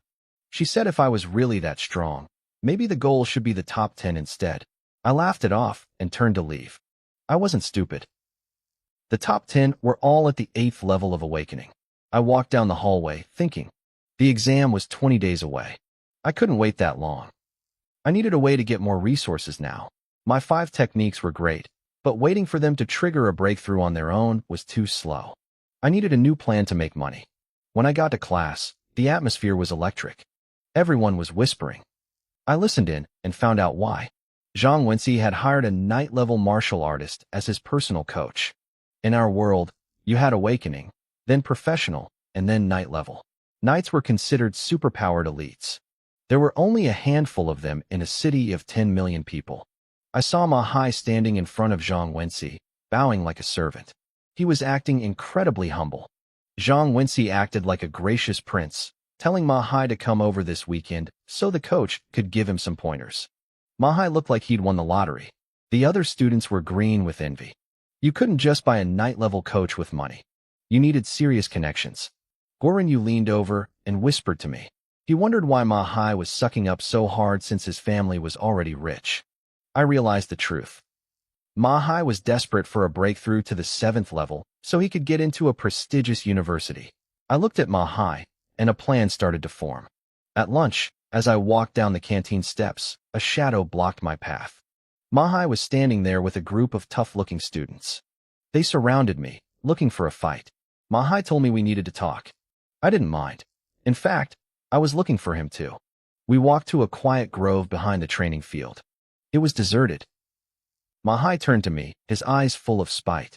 He told me I had a lot of guts to be seen with Lu Manhwa. Ma Hai cracked his neck, the sound sharp and clear in the quiet grove. He looked at me with a sneer, telling me that if he didn't give me a memory to cherish, I'd never take his words to heart. I kept my hands in my pockets, my expression calm. I told him that after school today, I would resign from my job as Lu Minghua's tutor. A look of relief washed over Ma Hai's face. He mocked me, calling me sensible. I knew what he was thinking. He could finally report back to Zhang Wenxi. If Zhang Wenxi was in a good mood, maybe he'd get more time with that night-level coach. But then, I added one more thing. My voice turned cold. I told him I'd make sure to tell Lu Manhwa exactly why I was quitting. I'd tell her that Zhang Wenxi had ordered Ma Hai to harass me constantly until I couldn't take it anymore. Ma Hai's face froze. In a flash, he lunged forward and grabbed my collar, his eyes burning with rage. He hissed that I was seeking death and that Zhang Wenxi would never let me go if I did that. I let out a short, mocking laugh. I asked him why he wasn't calling him Brother Zhang anymore. I looked him straight in the eye. I pointed out that if Zhang Wenxi hated me, that was one thing. But what about him? As the person who leaked the truth to me, would Zhang Wenxi spare him? Would he still get that elite coaching he wanted so badly? Ma Hai's grip loosened. His face went through a dozen different emotions. I knew his secret now. He was only acting like a loyal dog to Zhang Wenxi because of that night-level coach. Without that, a rich kid like him wouldn't be sucking up to anyone. He looked like he regretted every choice he'd made since yesterday. He probably wanted to slap himself for trying to act cool by revealing the secret. He was trapped. After a long silence, he asked me what I wanted. I smoothed out my collar and smiled. I told him I wanted money. Ma Hai thought for a second. He offered me 10,000 yuan to forget everything he'd said. I shook my head and held up 2 fingers. He got angry, thinking I wanted 20,000. I corrected him. I wanted 200,000. He nearly exploded. He asked me if I knew how much money that was. I just shrugged. I broke it down for him. I earned 3,000 an hour tutoring Lu Manhwa. 2 hours a day was 6,000. With weekends, 200,000 was basically just a month's salary. It wasn't that much to ask. Ma Hai went quiet. He'd forgotten how much I was actually making. I leaned in and told him this would be the best money he ever spent. I explained the logic. He wanted to impress Zhang Wenxi by solving the problem. If I took the money and kept tutoring, Zhang Wenxi would stay annoyed. To keep his perfect student image, he'd have to keep sending Mahai to deal with me. Mahai's importance would skyrocket, and he'd get all the coaching he wanted. I saw the gears turning in his head. He was hesitating. I didn't give him time to think. I turned to walk away, saying I'd just go talk to Lu Mengyue instead. I didn't get 5 steps before he shouted for me to stop. He agreed. He couldn't let that night-level coaching slip away. I gave him my bank account details. He fumbled with his phone, trying one last time to haggle the price down to 20,000. I didn't say a word. I just lifted my foot to leave again. He panicked and stopped me. He agreed to the full amount, but insisted on paying in installments. He was worried I'd take the money and run. We settled on 100,000 up front. A few seconds later, my phone buzzed. The notification showed 100,000 yuan had hit my account. I felt a surge of excitement. This was enough to buy 2 high-grade medicinal herb packs. Mahai started to walk away, looking miserable. I called out to him. He turned back, his face full of irritation, complaining that he'd just lost a fortune. My response was a lightning-fast punch to his eye. I grinned at him, showing my teeth. I told him that since I took the money, I had to do the job. I wasn't going to lie for him. If Zhang Wenxi wanted me harassed, then Mahai better start harassing. He lost it. He yelled that I shouldn't think I was actually his match. He claimed he only held back yesterday because of Teacher Su. With the rage of losing his money and getting punched, he charged. Mahai blurred toward me. He swung his right leg in a high, powerful arc aimed straight at my face. It was his signature move, the Earth Crusher. The wind whistled from the force of it. It was stronger than yesterday, but his anger made him predictable. I had time to dodge, but I chose not to. I wanted to test the strength of my second-level Vajra body. I raised my arms in a block. The impact was heavy. It sent me skidding back several feet until my back hit a thick tree trunk. My sleeves were shredded into rags from the shockwave. But when I looked at my arms, there was no blood, no broken skin. Just a faint red mark and a dull ache. It was barely worse than a normal hit from yesterday. My defensive power had reached a whole new level. I wondered how strong the 3rd level would be. I didn't wait. I lunged back at him. We clashed in the middle of the grove. The sound of fists hitting flesh and bone echoed through the trees. Branches shook, and bark flew as we traded blows. I used my swift footwork and 1,000-year killing technique to keep up. Even though he was stronger and faster, my Vajra body allowed me to tank his hits. I was holding my own against a level 6 awakened. As we fought, I felt my combat experience growing. Mahai, on the other hand, was getting frustrated. He couldn't understand why I was so hard to put down when my strength hadn't seemingly increased. We fought for nearly an hour. The grove was a mess. Finally, the noise stopped. Both of us stood there, drenched in sweat, gasping for air like broken bellows. Our stamina was completely tapped out. Technically, Mahai should have had more endurance because of his higher level. But he had spent the whole hour attacking with full force, rage-filled strikes. I had been calculated, using my defense to absorb his energy and counterattacking only when necessary. I knew the more he hit me, the stronger I'd become. The faster I progressed, the more it hurt. It was a strange mix of agony and pure joy. I grabbed a nearby tree to steady myself and focused on evening out my breath. Mahai, I wheezed, looking at him. You win today. But tomorrow, once my wounds heal up, we go again. I wasn't about to let this source of free labor escape. Mahai was bent over, hands on his knees, gasping for air like a dying fish. He looked like he wanted to mock me, but when he finally looked up, he froze. He stared at me, his eyes wide with confusion. Now that the fight was over, he could see my condition clearly. I wasn't the bloody mess I had been yesterday. There were red welts and bruises, sure, but no open gashes. In fact, my injuries didn't look much worse than his own. In a fair ring fight without weapons, I had just fought a level 6 awakened to a literal draw. If I'd had my blade, the outcome would have been terrifying. How? Mahai blurted out, his voice cracking. How did you do it? He was 2 full realms higher than me. To him, my techniques didn't even seem that advanced, yet he couldn't break me. It was like hitting a wall of rubber and iron. I hesitated. If I told him about my Vajra body technique, he might realize I was using him as a human whetstone and quit. I needed him. That 1 hour of fighting had pushed my Vajra body progress up by 4% and sharpened my combat instincts. A few more sessions like this, and I wouldn't just be tanking his hits. I'd be winning. I put on my best cold, arrogant face and sneered. It has to do with Teacher Sue. Even if I explained it, would someone like you even understand? Mahai's face turned a bruised shade of purple. Don't get cocky. Teacher Sue won't be around to babysit you forever. Once her help runs out, I'll show you how painful it really is to fight me barehanded. He actually bought it. He didn't want to believe I could match him on my own merit, so he blamed external forces from Su Yun. It was the perfect cover. Same time, same place tomorrow, Mahai growled, trying to regain some dignity. If you don't show up, you can forget about the rest of the money. I'll be here, I grumbled, acting like I was annoyed. Inside, I was laughing. Not only was I getting stronger, but I was getting paid for it. It was a dream setup.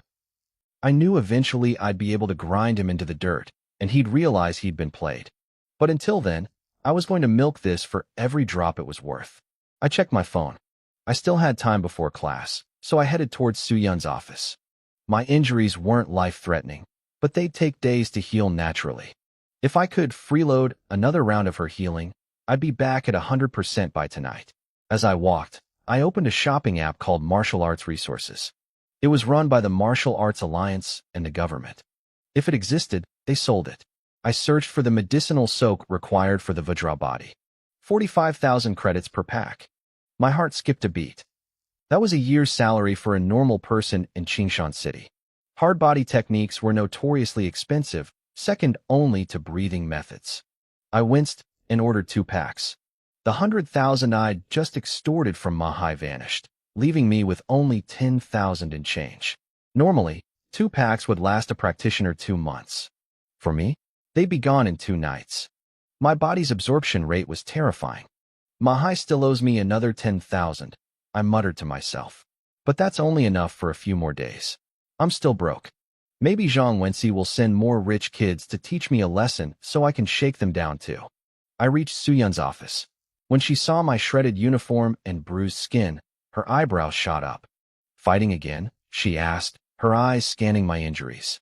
It was a sparring match, Teacher Sue, I said, standing tall and sounding as noble as possible. I'm working tirelessly to improve my combat skills for the college entrance exams. I want to bring glory to the school, and to you. She gave me a skeptical look, seeing right through my flattery. But she didn't argue. She closed her slender fingers, gathered her force, and began the treatment. I knew she was only helping because she felt a bit guilty about our earlier bet, and maybe a little sorry for my background as an orphan. I didn't mind. I'd take every advantage I could get. That night, back at my apartment in the old district, the doorbell rang. The delivery from the government site was incredibly fast. I took the package into the bathroom, filled the tub, and dumped the medicine in. I climbed in and fell into a deep, restorative sleep. When I woke up at dawn, the water was crystal clear. Every drop of medicinal essence had been sucked into my pores. I pinched my skin. It felt denser, tougher. I pulled up my system interface. Vajra body, level 2. Progress, 50%. Before the bath, I was at 17%. A 33% jump in one night. It was slower than the jump from level 1 to level 2, but that was expected. The higher the level, the harder the climb. I had 1 pack left. That would get me to 80% tonight. But after that, I was out of money. Mahai wouldn't be coughing up the rest of the cash anytime soon. I stood up from the tub, my body feeling long and powerful. Even without the medicine, my daily training would give me about 2% progress a day. Reaching level 3 was only a matter of time. I grinned, thinking about the next time I'd see Mahai. I wondered what kind of face he'd make when he realized his punching bag had turned into solid steel. I started to settle into my new life. It wasn't flashy or dramatic. My days fell into a steady rhythm: home, school, and the Jidao Martial Arts Hall. Since my martial arts practiced themselves automatically, I wasn't actually busy, but I didn't slack off. I spent my free time buried in martial arts theory to sharpen my understanding. On weekends, I'd wander through antique shops with Guo Rinyu, hoping to find another hidden manual, but no luck. My system stayed silent. Time slipped by, and my strength climbed steadily. I was pushing past the high stages of awakening level 4, closing in on level 5. In this world, cultivation is usually a slow grind. People spend years climbing a single rank. I was only moving this fast because my savage bull strength worked day and night without rest, and because I was getting high-quality beast meat from Manhwa every day. But the biggest change wasn't just my raw power. It was my combat ability. Every time I fought Manhwa, my moves got meaner and my timing got tighter. The bruises on my body started to disappear. Eventually, the tables turned. I wasn't just surviving anymore, I was dominating him. One afternoon, deep in the woods behind the school training grounds, the usual dull thuds of a beating rang out. But today, the rhythm was faster. It ended abruptly with a sharp cry of pain. Manhwa lay on the ground, face swollen and bleeding, looking utterly miserable. I stood over him, back straight as a spear, without a single scratch on me. This isn't just Teacher Sue helping you, Manhwa stammered, his voice trembling as he looked up at me. You've mastered a powerful body-hardening technique. He wasn't stupid. Su-Yun could protect me from being bullied, but she couldn't give me the power to beat him into the dirt like this. You've got it wrong, Manhwa, I said, trying to play it cool. This is just the power of a professional martial artist's guidance. It's that strong. Do you think I'm an idiot? He spat, though he shut his mouth the moment I looked down at him with cold eyes. He knew I didn't just have high defense. I had taken him down in record time. It doesn't matter what you think, I said, finally dropping the act. I have a powerful body-refining art and top-tier combat skills. So what? You want to stop? Do you really want to give up those lessons from a night-level martial artist? Manhwa stayed silent. I turned to leave, then paused and looked back with a grin. Right, almost forgot. You haven't transferred today's payment. You're my sparring partner, after all. Actually, since you beat me up today, you owe me a little extra. Manhwa's teeth nearly cracked from clenching them so hard. I had literally just admitted he was my sparring partner, and yet he still had to pay me for the privilege of getting his teeth kicked in. It was a total scam. Don't worry, I laughed. Once I leave the woods, I'll bruise myself up a bit so you can report back to Zhang Wenxi. He sullenly pulled out his phone and sent the money. I walked away satisfied, leaving him staring at my back with a mix of fury and genuine terror. He couldn't understand how I'd become a monster in such a short time. By Friday evening, I was back at the martial arts hall. The sunset poured through the floor-to-ceiling windows of the private training room, painting everything in a soft orange glow. But the atmosphere inside was anything but soft. Two blades blurred through the air, trailing fluorescent light and clashing with the sound of rolling thunder. Manhwa and I were locked in a stalemate, both using Thunderbolt Slash. She stepped aside, narrowly dodging a strike that almost took a lock of her hair. She stared at me, her eyes filled with disbelief. 2 weeks ago, I was a total novice. My movements had been stiff and green. Now, I was holding my own against her. Even though my Thunderbolt Slash was at a higher realm, she had the reflexes and senses of a level 9 awakened. She should have been able to crush me. The fact that I was keeping up was terrifying. Our blades met in a shower of sparks. For a split second, her focus wavered. I saw the opening. I lunged forward, my feet light as air.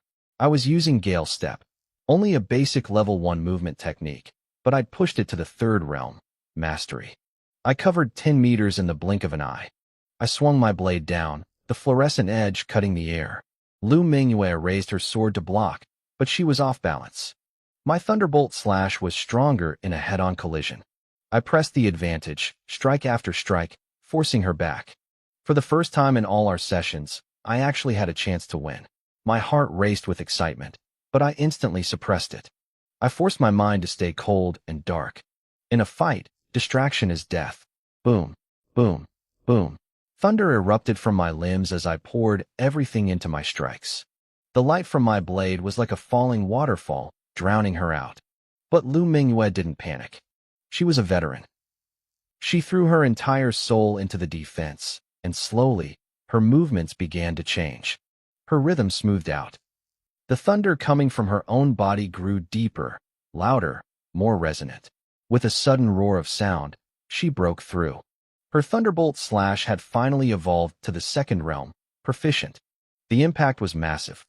The sheer force of her breakthrough sent my sword flying out of my hand. Oh no, Lu Minghua gasped. In that moment of breakthrough, she had lost control of her strength. She tried to pull back, but her blade was already whistling toward my chest. The blade whistled through the air, aimed straight for my arm. I didn't panic. I didn't even flinch. Instead, I opened my right hand and reached out to meet the cold steel. Don't, Lu Minghua screamed. She knew the stakes. If that blade hit my arm, I'd walk away with a broken bone. But my fingers? Even an unsharpened training blade backed by the power of a breakthrough-level thunderbolt slash would shear them right off. Reattaching fingers was a nightmare, even with modern medicine. She thought I'd lost my mind in the heat of the moment. Then, the blade connected. A flash of golden light flickered across my palm. Clang. The sound was deafening, like a hammer striking an anvil. Sparks flew into the air. The sheer momentum of the strike forced me into a half-crouch, my legs buckling under the weight of her newfound power. But my hand was fine. I stood up and shook out my wrist, a small smile playing on my lips. You finally broke through, Lu Minghua. Congratulations. She didn't congratulate me back. She just stared at my hand, her eyes wide with shock. How did you do that? Just a bit of physical cultivation, I said, keeping it simple. I focused my mind, and a thin, translucent golden film shimmered over my palm. This was the power of the third level of my Vajra body. I could now actively harden parts of my body, making them as tough as diamond for a brief moment. At my current level, I could only cover an area about the size of my palm for 1 second, but in a fight, 1 second is everything. Lu Minghua didn't recognize the technique. Vajra body was notoriously difficult to learn, so most people stayed far away from it. But she wasn't stupid. She knew that blocking her strike meant my mastery of physical cultivation was incredibly high. Between your micro-level thunderbolt slash and this defense, she mused, her respect for me clearly growing. You actually have a shot at the top 10 universities in the Federation. I shook my head. Elite schools require high-level awakening. I'm still a long way off. In this world, reaching the 7th stage of awakening was the true threshold. At that level, power surged through the body like a mountain spring. Even with my skills, I wasn't sure I could beat a 7th stage fighter yet. Combat skill isn't the only metric for the exams, she countered. These 2 techniques will give you a massive boost. We talked for a while longer. Over the past few weeks, the tension between us had melted away. We were almost like friends. Lin Yuan, she said, her voice turning serious. My thunderbolt slash has reached the proficient stage. I won't see another major breakthrough before the exams. From now on, I need to focus on becoming a true martial artist. Our training sessions, they have to end. I nodded. I'd expected this, but it still stung. A job paying 3,000 credits an hour was a rare find. She looked over at the middle-aged man standing by the edge of the field. Uncle Yang, bring 30,000 credits and a vial of 100 Beast nutrient solution. A few minutes later, the man returned. He handed me a stack of cash and a glass tube filled with a dark, bubbling red liquid. This is yours, Lu Minghua said. I hesitated. I needed the money, but I wasn't looking for charity. The 30,000 is a bonus for helping me break my bottleneck so quickly, she explained, sensing my hesitation. The nutrient solution is an apology. I lost control of my strength and could have seriously hurt you. My mistake doesn't go away just because you were strong enough to block it. I took the items and thanked her. One more thing, she added. If you don't have anything urgent this weekend, stay inside. Uncle Yang, drive him all the way to his front door. Did something happen? I asked, my brow furrowing. A spy escaped into Qingshan City, she replied. Zhao Weiping. You might have seen it on the news. The police are launching a massive manhunt this weekend. He's a formal martial artist. If you cross paths with him, it's over. I agreed. A rogue martial artist in a city of 10 million people was like a ticking time bomb. If they don't catch him by the end of the weekend, she continued, the police might recruit top high school students to help with the search. Students? Isn't that too dangerous? I asked. Zhao Weiping is badly wounded and exhausted, she said. He's not at full strength. Plus, the reward for his capture is huge. But don't get your hopes up.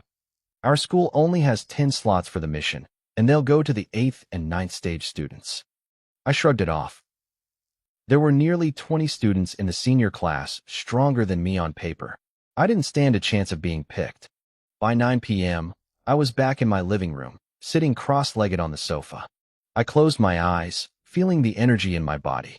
Thanks to all the beast meat I'd been eating, I'd reached the peak of the 4th stage of awakening. I looked at the vial on the coffee table. One vial of 100 beast nutrient solution cost 180,000 credits on the open market. The energy inside was immense. This should be enough to push me to the 5th stage, I whispered. For most, the jump from 4 to 5 was just another step. For me, it was a transformation. Below the 5th stage, you only train the skin, bone, and muscle. But the 5th stage? That's when the refinement reaches the internal organs. That's when the real power begins. Once I hit the 5th stage, everything would change. At that level, I could unleash techniques like the 1,000-year slaughter or my thunderbolt slash without worrying about the physical backlash. Right now, against a 7th stage opponent, I could only hope for a draw. But with this breakthrough, the game would be different. I looked at the vial of 100 beast nutrient solution, popped the cap, and drank it all in one gulp. Immediately, the system's mechanical voice echoed in my head. My Manhwa strength technique sensed the massive surge of energy and went into a frenzy. Its cultivation speed skyrocketed by 1850%, nearly 20 times faster than usual. I could feel it working. A numbing sensation crawled over my skin, far more intense than anything I'd felt eating beast meat. You really do get what you pay for. The system notified me that the energy would last 48 hours. I was stunned. For a high-level student, a single vial usually lasted 10 days. But my techniques were so efficient at absorbing energy that they were tearing through the supply. Since I didn't need to manually practice, I spent the rest of the evening watching videos of high-level martial arts duels, letting the system do the heavy lifting. Saturday morning came. I woke up at 5:30 a.m. sharp, driven by my internal clock. Remembering Lu Mingyue's warning, I stayed inside. I spent the day reviewing my academic subjects and taking online martial arts theory classes.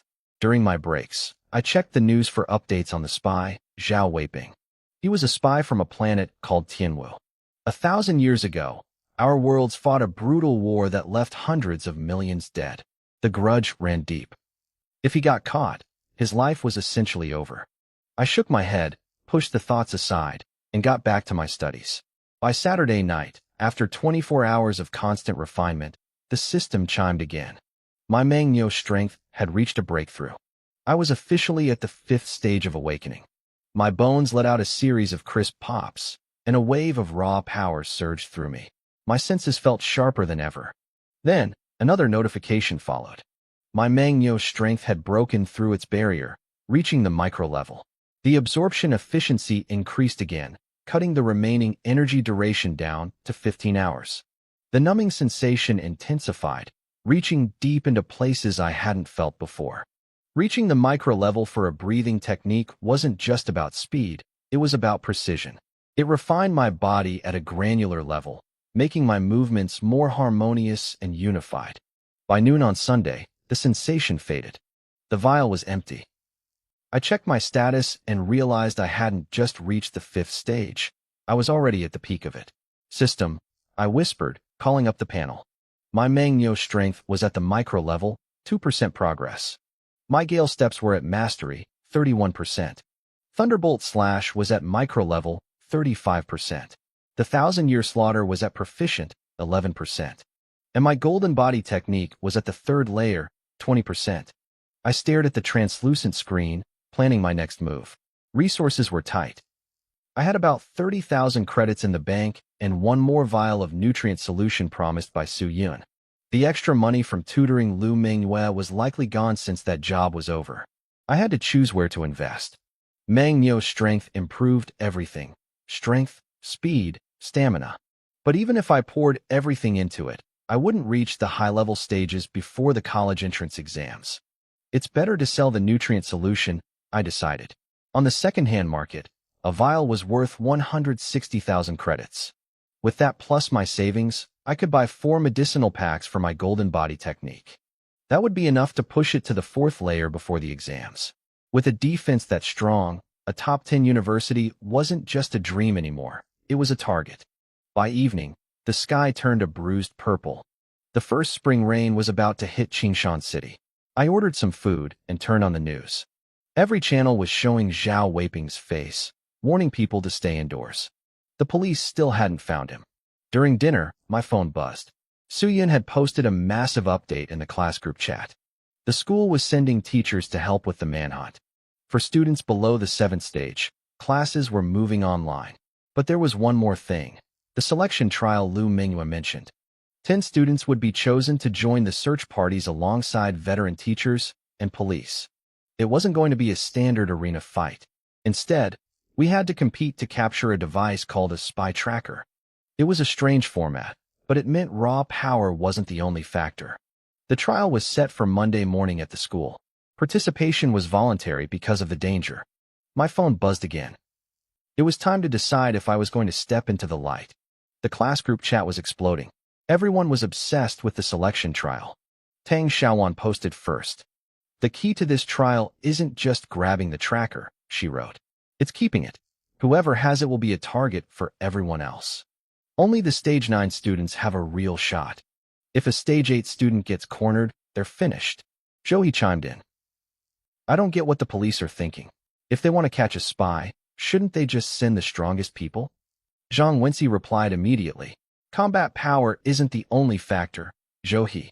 That spy is heavily injured, but a dying tiger is still a tiger. Never underestimate a professional martial artist. If he gets desperate, he could easily take a few Stage 9 students down with him. The police want to see who's sharp and alert, not just who hits the hardest. Our class monitor, Manhwa, is amazing, someone added. His analysis is spot on. He'll definitely grab one of those trackers. Wang Dong sent a laughing emoji. Nobody understands being alert better than me. Consider one of those trackers mine. You're at Stage 3, Li Shangyun, Zhou He shot back. Are you going there just to be a snack for the spy? I pulled my eyes away from the screen. My fingers tapped rhythmically on the desk. I had made up my mind. I was going to the trial. Winning a tracker would be great, but it wasn't my only goal. I wanted to test my current strength. More importantly, I wanted to have a little chat with Zhang Wenxi. Sitting back and taking hits wasn't my style. Based on his messages, he was definitely participating. If I played my cards right, I could probably squeeze some money out of him. I smiled to myself.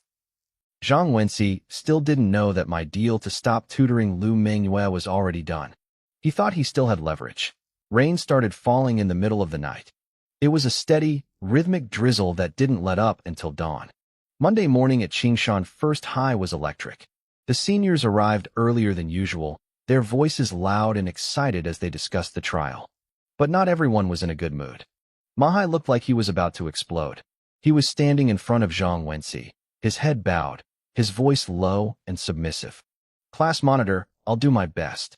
Haven't I been keeping Lin Yuan bruised and battered for you? It was a lie, of course. I had been faking those injuries to give Manhwa something to report back. Zhang Wenxi waved him off with a look of pure disgust. Stop talking. A few red marks on his skin don't mean anything. It's been over 2 weeks, and you still haven't dealt with him? He's a Stage 4 weakling. Don't think I don't know you're slacking off. Manhwa opened his mouth, but the words died in his throat. He couldn't tell the truth. Lately, he couldn't even touch me. I didn't know what kind of body-hardening technique I was practicing, but my skin had become like iron. Manhwa's punches didn't even leave a mark. Even when he used his strongest Earth-rank move, the mountain-splitting palm, he barely scratched me. Meanwhile, I had been using a particularly nasty close-quarters style that left him covered in real bruises. He'd already spent tens of thousands of credits on his own medical bills. Monitor, please, Manhwa begged. Ask Uncle Lee to coach me one more time. I'm right on the edge of reaching Stage 7. Once I break through, I'll cripple Lin Yuan so badly, he won't even make it to the exams. Uncle Lee was a night-level martial artist who worked for Zhang Wenxi's family. Zhang Wenxi sneered and turned his back. You're still trying to play me? Forget it. I'll handle Lin Yuan myself. Besides, this class only needs one high-stage student to represent us. Teacher Su Yun doesn't need a second student taking her attention. Manhwa's face went pale. His chance at extra coaching was gone. He watched Zhang Wenxi walk away, his eyes filling with resentment. He had spent so much time sucking up to him, and all it took was one perceived failure for Zhang Wenxi to toss him aside like trash. You'll regret this, Zhang Wenxi. Ma Hai hissed under his breath. He knew he wasn't strong enough to challenge Zhang Wenxi directly, but he knew someone who was. He was certain now that I wasn't just a stage 4 student. Nobody improves that fast in 2 weeks. It was impossible. He figured I was hiding my true strength, playing the pig to eat the tiger. It happened every year. Some genius hides their power just to explode as a dark horse during the exams and shock the world. Mahai realized I was doing exactly that. A cold smile spread across his face as a plan started to form. By 8 in the morning, the entire senior class was gathered at the training grounds. A young man in his 20s with a buzz cut stood on the stage. He was from the police department. He didn't waste time with a long speech. The hunt for Zhao Weiping was too urgent. He quickly went over the rules and then dropped the news we were all waiting for. Anyone who captures the spy, Zhao Weiping, dead or alive, will receive a reward of 1 million credits, the officer announced. The crowd erupted. Most of the kids at Qingshan were from wealthy families, but that was their parents' money. 1 million credits of their own was a fortune. My heart raced.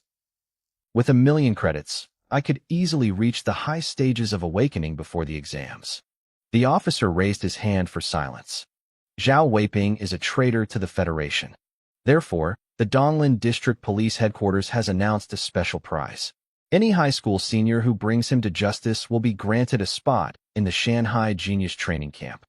The silence that followed was deafening, followed by a literal explosion of noise. My heart skipped a beat.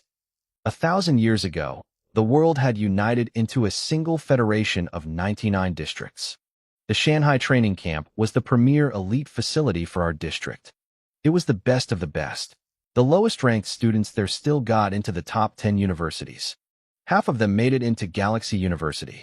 Even professional martial artists weren't guaranteed a spot there. Sign me up, someone screamed. I'm taking that spy's head and going to Galaxy University, another yelled. I stayed quiet, watching the officer closely. I was thinking about his wording. Bring him to justice. Did that mean catching him alone, or just assisting the police? For someone like Lu Mingyue, who had deep family connections, assisting would probably be enough to get into the camp. But for a kid like me with no background, I'd likely have to take down a professional martial artist by myself. I took a deep breath and forced my heart to slow down. I would do my best, but I wouldn't let greed get me killed. The officer pressed his hands down again, signaling for the trial to begin. The call for participants echoed across the field. Anyone wanting to enter the selection trial had to head to the west side of the stands to register.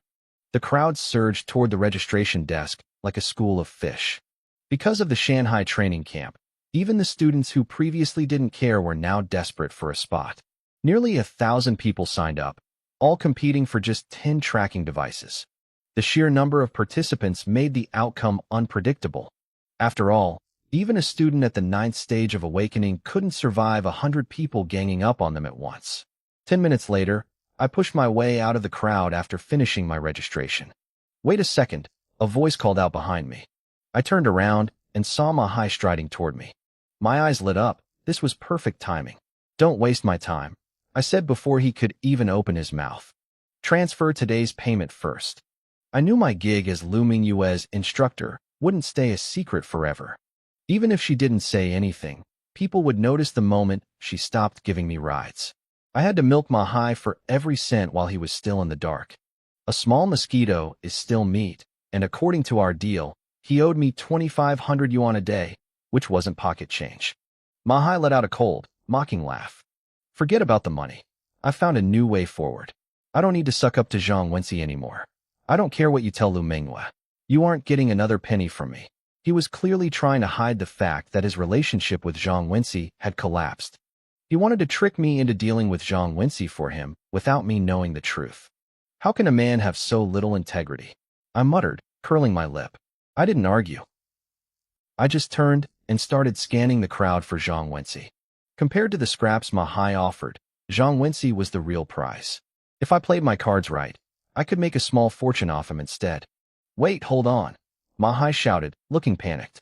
This wasn't how he expected me to react. He hadn't even started his plan and I was already walking away. He rushed forward and blocked my path, his face full of forced confidence. "I know how strong you really are," he said firmly. I froze, my expression turning serious. How could he know I had reached the 5th stage of awakening? Only a professional martial artist should be able to sense someone else's true cultivation level. But then I realized I had overthought it. "You can fool the others, but you can't fool me," Mahai sneered, seeing my reaction. "We fought over a dozen times. Your strength is at least at the 7th stage of awakening. You've been hiding it to make a big splash at the college entrance exams, haven't you? Probably trying to impress Teacher Sue. Your methods are much smarter than Zhang Wenxi's." I almost laughed. This guy had quite the imagination. I didn't bother correcting him. Instead, I let out a cold snort and crossed my arms. "So what? What does that have to do with you?" Mahai's face darkened. "I'm just here to give you a friendly warning. Yesterday, Zhang Wenxi told me to find someone to cut the security cameras in Building 1. It definitely has something to do with this selection trial. Whether you go there or not is up to you. I don't care." I looked at him and smirked. "Let me guess. You and Zhang Wenxi had a falling out. You're too scared to face him yourself, so you want to use me as your weapon."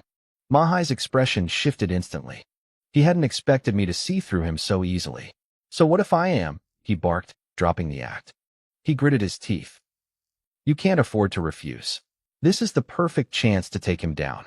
I stared at him for a long moment, then let out a cold laugh. "You're right. I can't refuse. But don't think you can just sit back and watch the show for free. There's no such thing as a free lunch. I think I'll go tell Zhang Wenxi exactly what you just told me. Then I can watch the two of you fight like dogs." Actually, I shook my head and smiled. "You're no match for him. He'll just crush you." You have no proof." Mahai stammered, a flash of fear in his eyes. He might have broken ties with Zhang Wenxi, but he was still terrified of him. In terms of family background and raw power, Zhang Wenxi could destroy him. I pulled out my phone and gave him a bright smile. "Mahai, we're close partners, aren't we? Those transfer records you sent me are all the proof I need. Why wouldn't Zhang Wenxi believe me?" Mahai's face turned pale. Zhang Wenxi already suspected him of playing games. If he saw those payment records, Mahai would never be able to explain it away. "What do you want?" he asked after a long, hateful silence. This was exactly like what happened 2 weeks ago. I had him by the throat again. "I'm an honest man," I said, my smile widening. "Just pay me the balance you owe me." Mahai looked like he wanted to scream. I wasn't even tutoring him anymore, and I was still demanding payment. "Once the money hits my account," I continued calmly, "I'll go deal with Zhang Wenxi. And I'll keep my mouth shut about our little chat." Mahai hesitated. "Go deal with him first. Then I'll pay." I shook my head. "No. Transfer it now. You have a history of backing out on deals. I don't trust you." "Fine. You win," Mahai hissed. He glared at me for a few seconds, realized I wasn't budging, and pulled out his phone. The total was 60-some thousand yuan, including some change. I leaned over and tapped his screen. "That's too complicated with all those small numbers. Let's just round it off. Just send me 70,000. Mahai snapped his head toward me, his eyes bulging with rage. I could tell he had never heard of rounding off by adding several thousand yuan. "Don't worry," I said, trying to soothe him. "As a bonus, I'll give Zhang Wenxi 2 black eyes. I'll make sure he loses face in front of everyone. It'll be worth the extra cash." Mahai paused. The image of Zhang Wenxi walking around with 2 black eyes seemed to satisfy him. "Fine." The transfer went through a few seconds later. "Any other requests for Zhang Wenxi?" I asked cheerfully. As long as Mahai's heart skipped a beat. He didn't say a word. He turned around and practically sprinted out of the training grounds, terrified that I'd find another way to trick him out of more money. I watched him run and realized I was starting to feel a bit like a villain. It was a good feeling. At 9 o'clock sharp, a loud bell rang out across the school, signaling the start of the selection trial. The students surged forward like a tidal wave. Everyone used their best movement techniques to race toward the nearest tracking devices. There were 10 of them, placed around the edges of the training field. In an instant, several students at the 9th stage of awakening reached the devices first. They grabbed them and immediately retreated, trying to avoid getting surrounded. I watched from the sidelines and shook my head. It was just as I expected. This wasn't a duel, it was a brawl. Even if I grabbed a device now, I'd just become a target for everyone else. The competition lasted 2 hours. I needed to wait for the final moments to make my move. But I knew my chances were slim. As the clock ticked down, the people holding the devices would only get stronger. Luckily, the tracking device wasn't my main goal today. My main goal was Zhang Wenci. He was going to learn that targeting me came with a very high price. A cold light flashed in my eyes.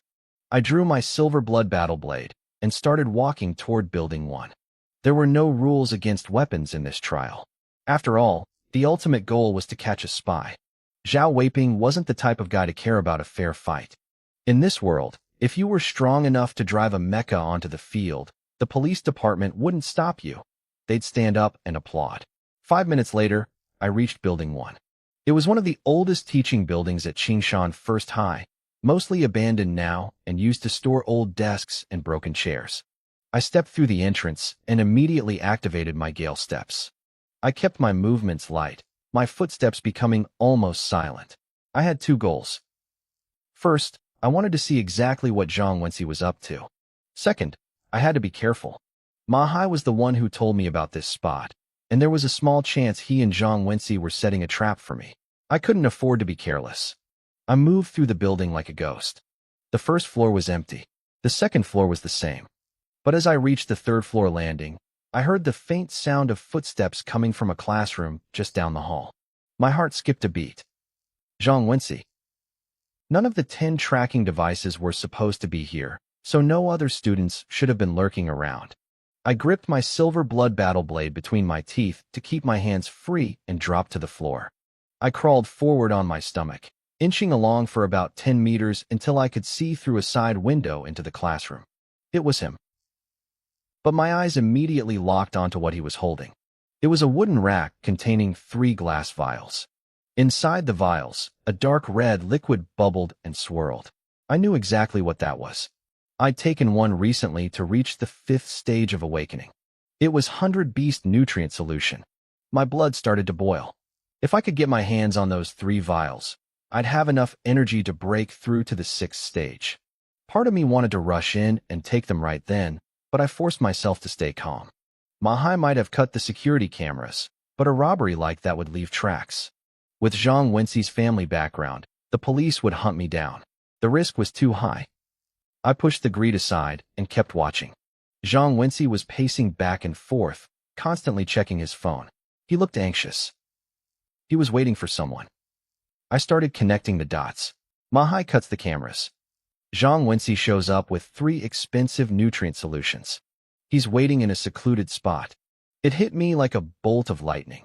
He was going to trade those vials for a tracking device. It made perfect sense. His family was rich enough to hire night-level warriors, so they could easily help him hunt down the spy later. The problem was getting the device in the first place. Zhang Wenci was only at the 7th stage of awakening. He couldn't hold on to a device in a massive brawl. The only way for him to win was to buy one at the very last second when the fight was already over. My heart started racing. It was just a theory, but I was willing to bet on it. My chances of winning a device through the main brawl were slim anyway. I couldn't stay in the hallway. If his trade partner showed up, I'd be spotted instantly. I crawled backward, slipped out of the building, and found a better vantage point. A large tree growing right outside the classroom window.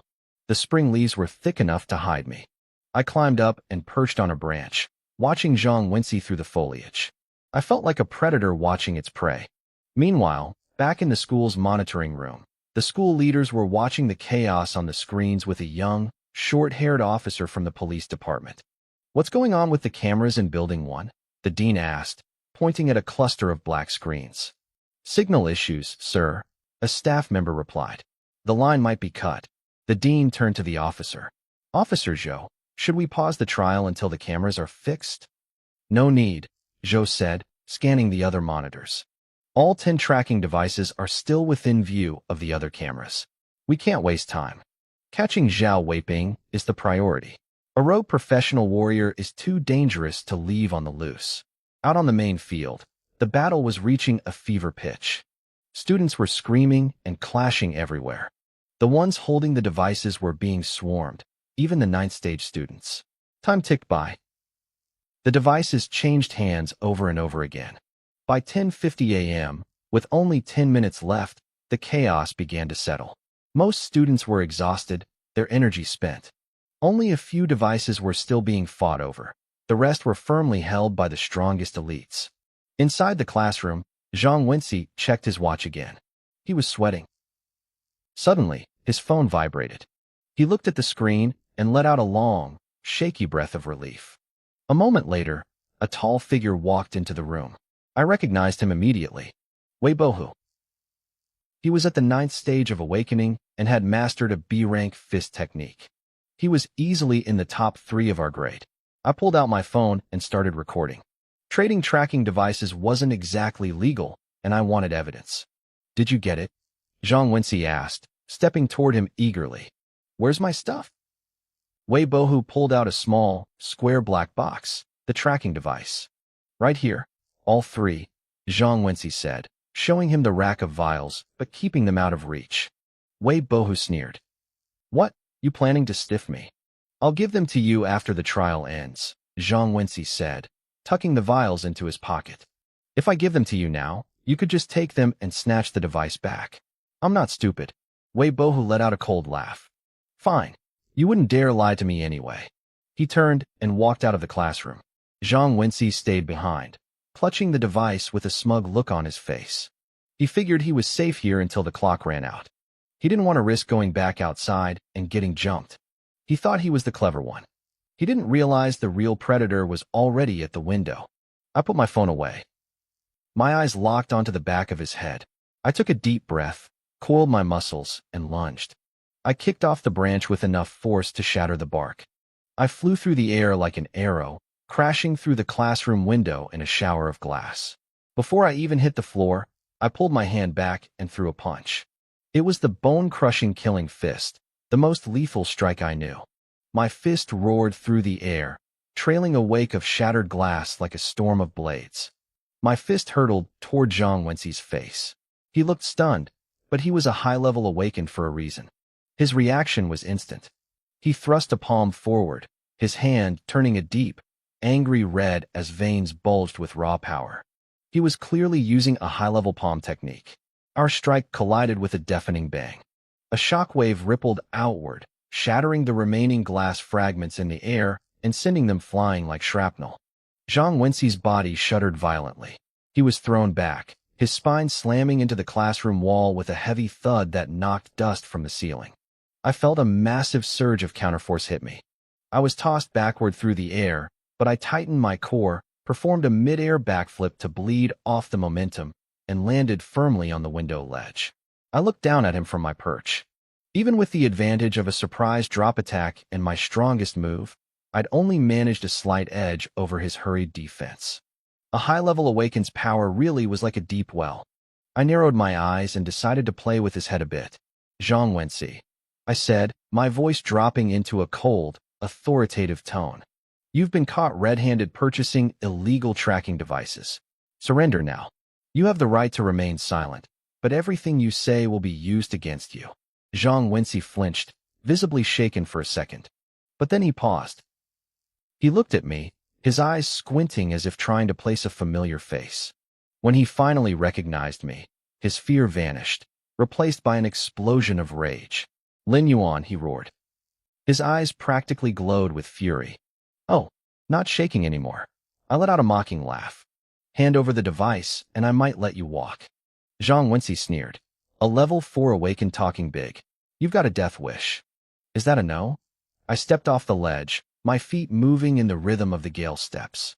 I blurred toward him, the air whistling past my ears. By the way, I'm level 5 now. In a heartbeat, I was in his space. I pressed my fingers together, thrusting my hand toward his throat like a piercing sword. It was the hidden snake strike. Level 5? That's your big secret. Zhang Wenxi mocked, though his movements stayed sharp. Impressive. I was doing that back in my first year of high school. He swung a heavy hand blade at my wrist, aiming to break my arm. His strike was fast, like a clap of thunder. But as his hand was about to connect, my arm bent at a gruesome, impossible angle, just like a twisting snake. I bypassed his guard and kept driving my fingers toward his windpipe. My mastery of the ancient killing art made these movements second nature now. Zhang Wenxi's face paled. He didn't panic, though. He used his combat experience to step forward heavily, shifting his weight to force my strike off center. My fingers missed his throat but tore through his shirt and sank into his shoulder. At the same time, his hand blade curled into a fist and hammered into my chest. A dull tear and a heavy thud rang out simultaneously. Blood seeped from the holes I'd poked in his shoulder, but his punch sent me flying across the room. I smashed into a heavy stone desk, snapping the wooden top and warping the metal frame beneath it. I stood up immediately, shaking it off like it was nothing. Since my Vajra body had reached the third level, my physical defense was on a different plane. That punch stung, but that was it. I didn't even have to look to know my chest was barely red. What kind of martial art is that? I muttered, looking at the blood on my fingertips. When my fingers had pierced his skin, his muscles had suddenly turned hard as steel, stopping me from digging deeper. I'd expected that strike to take his arm out of the fight entirely. Lin Yuan, I'm going to break every single one of your fingers. Zhang Wenxi hissed. The pain in his shoulder was clearly getting to him. He lunged at me like a cornered tiger, kicking up a gale of wind. I wiped the blood off my hand and met him head-on. The classroom turned into a war zone. Desks were pulverized into splinters. Windows exploded. On the surface, I was losing. My ancient killing art was only at the practiced level, and going up against a level 7 awakened like Zhang Wenxi was a massive drain. But I had the Vajra body. I fought dirty, trading blow for blow, knowing I could take a hit far better than he could. Let's see how much more you can take. Zhang Wenxi screamed, throwing a vicious elbow toward my head. It was the iron elbow spear, a C-rank technique. The air shrieked as it approached. I didn't dodge. I didn't even blink. I aimed a punch straight for his stomach. My arm made a sharp cracking sound, like a whip snapping or a bowstring releasing. My fist accelerated instantly, leaving a trail of afterimages. This was the second form of the ancient killing art, the arrowflight punch. It was built for one thing, pure, blinding speed. My fist buried itself in his gut, making his face turn purple. A split second later, his elbow slammed into my chest. A golden flash flickered across my skin. The sound was like metal hitting metal. I was blown back to the other side of the classroom, landing in a cloud of dust. I nipped back up with a quick kip up. The temporary golden body state had absorbed most of the impact. I brushed the dust off my shirt and sighed. I wanted to practice with you a bit longer, I said, looking at the clock. But I'm running out of time. I need to finish this. Talk is cheap. Zhang Wenxi spat, though he looked worried now. He realized that in this room, no one else could stand against me. I'd been hiding my strength far too well. I didn't bother explaining. I reached behind my back and drew the silver blood battle saber. I charged, the tip of the blade scraping the floor and kicking up a trail of sparks. Zhang Wenxi's expression crumbled. He could barely handle me barehanded. Against a saber and my micro-level lightning flash slash, he was dead meat. This isn't fair, he screamed, looking around for a weapon he didn't have. He'd left his gear at home, never expecting to actually fight today. His voice was drowned out by the roar of thunder. I unleashed the lightning flash slash. A brilliant white arc of energy lit up the darkened classroom like a bolt of real lightning. It was cold, sharp, and terrifying. Zhang Wenxi's scalp went numb. He pushed his movement technique to the absolute limit, throwing himself backward. A dozen strands of his hair were sheared off, floating in the air where his head had been a millisecond before. I didn't stop. I pressed forward, a low rumble of thunder echoing from my very bones. The power surged into my arm and flooded the blade. Another flash, another roar. Zhang Wenxi was drenched in cold sweat, his eyes wide with the realization that he was staring at his own end. I didn't dare let the silver blood battle saber touch me, and Zhang Wenxi felt the same way. He wanted to run, but there was nowhere to go. With my Gale Step at the mastery level and my lightning flash slash at the micro level, I was a blur. My blade could reach any corner of that classroom in a heartbeat. Zhang Wenxi scrambled, desperately dodging. I saw my opening. I didn't swing the blade. Instead, I lashed out with a heavy kick. It caught him square in the chest and sent him flying. The selection rules were loose, but killing or crippling a classmate was still forbidden. The lightning flash slash was too lethal for this, so I only used the blade to pressure him, waiting for the perfect moment to strike with my hands and feet. Before long, Zhang Wenci was covered in bruises. He knew my plan, but he still didn't dare tank a hit from the saber. He couldn't afford the gamble. One wrong move meant he was dead or disabled. Even if I got punished later, it wouldn't fix his broken body. Then, I saw it, a massive opening under the pressure of my blade. I lunged. My left hand shot out like a bolt of lightning, fingers piercing the air. I grabbed his arm and wrapped my entire limb around it, twisting with the force of a giant python crushing its prey. It was the fourth move of the ancient killing technique, the python's body breaker. The name was aggressive, and the power backed it up. Once it locked on, it was designed to grind bone to powder. Crack! A crisp sound echoed through the room. Zhang Wenci's arm went limp, dangling uselessly at his side. It was dislocated. I blinked, a bit disappointed. I was only at the 5th stage of awakening, and my basic Manhwa breathing technique didn't provide enough raw strength. If we had been at the same level, that move would have shattered his arm into fragments. Zhang Wenci hissed, sucking in cold air as the pain hit him. His arm was visibly deformed. I didn't give him a second to breathe. Asterisk bang, bang, bang, asterisk. I rained down punches, my fists hitting home until he was flat on the floor, gasping for air with blood leaking from the corner of his mouth. I knelt down and searched his clothes. My fingers brushed against something hard.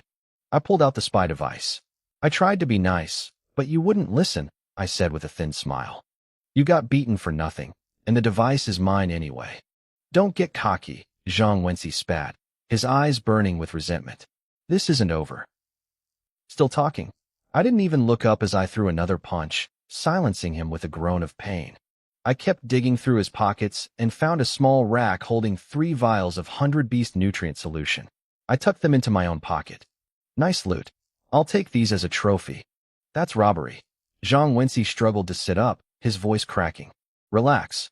I cut the surveillance in this building, I told him. I didn't mention Manhwa. I kept my word on that much, at least regarding the cameras. Zhang Wenci let out a cold, jagged laugh. You think you're smart? I've read the memoirs of master criminals. You had the intent to rob, and now you have the stolen goods. Even if you give them back now, it doesn't change the facts. You're going to jail. You know the law pretty well, don't you? I chuckled. I pulled out my phone and hit play on the video I'd recorded earlier. Then tell me, what crime is this? As the video played, the smirk slid off Zhang Wenci's face. He went silent. I didn't stop there. I started piling on the accusations. You spent 3 vials of nutrient solution just to get a spot on the police assistance team. You must be planning something big. Maybe you're trying to help Zhao Weiping escape? With a face like yours, you look just like that traitorous spy from the class of 5 years ago. Screw you. You're the one who looks like a spy. Zhang Wenci cursed. He tried to compose himself. Keep dreaming. You think the police will believe your fairy tales. If you're not afraid of the police, let's try something else, I said calmly. I'll blast this video to everyone in the school. Imagine the headlines. The star student of class 15 caught cheating? People will start wondering if all your past grades were fake too. Once that seed is planted, you're finished. You'll be the shame of Qingshan First High. You wouldn't dare. Zhang Wenci roared, struggling to get up. He didn't care if the whole world knew, but he couldn't let Suyin find out. He was still just a teenager, and the thought of his image crumbling in front of his crush was unbearable. I'm not lying, but that doesn't stop me from playing you, I said, patting his shoulder. I pressed down, pinning him back to the floor. Forget the nutrient solution ever existed, and I won't leak the video. If you try to burn me, we both explode. And don't bother hiring someone to steal my phone. The video is already in the cloud, set to auto-post unless I manually cancel it. Zhang Wenci gnashed his teeth. You're ruthless. But he didn't argue. He had folded. We sat in silence for a moment. I wasn't sure what else to say, so I just raised my fist and punched him again. Thud. What was that for? He screamed.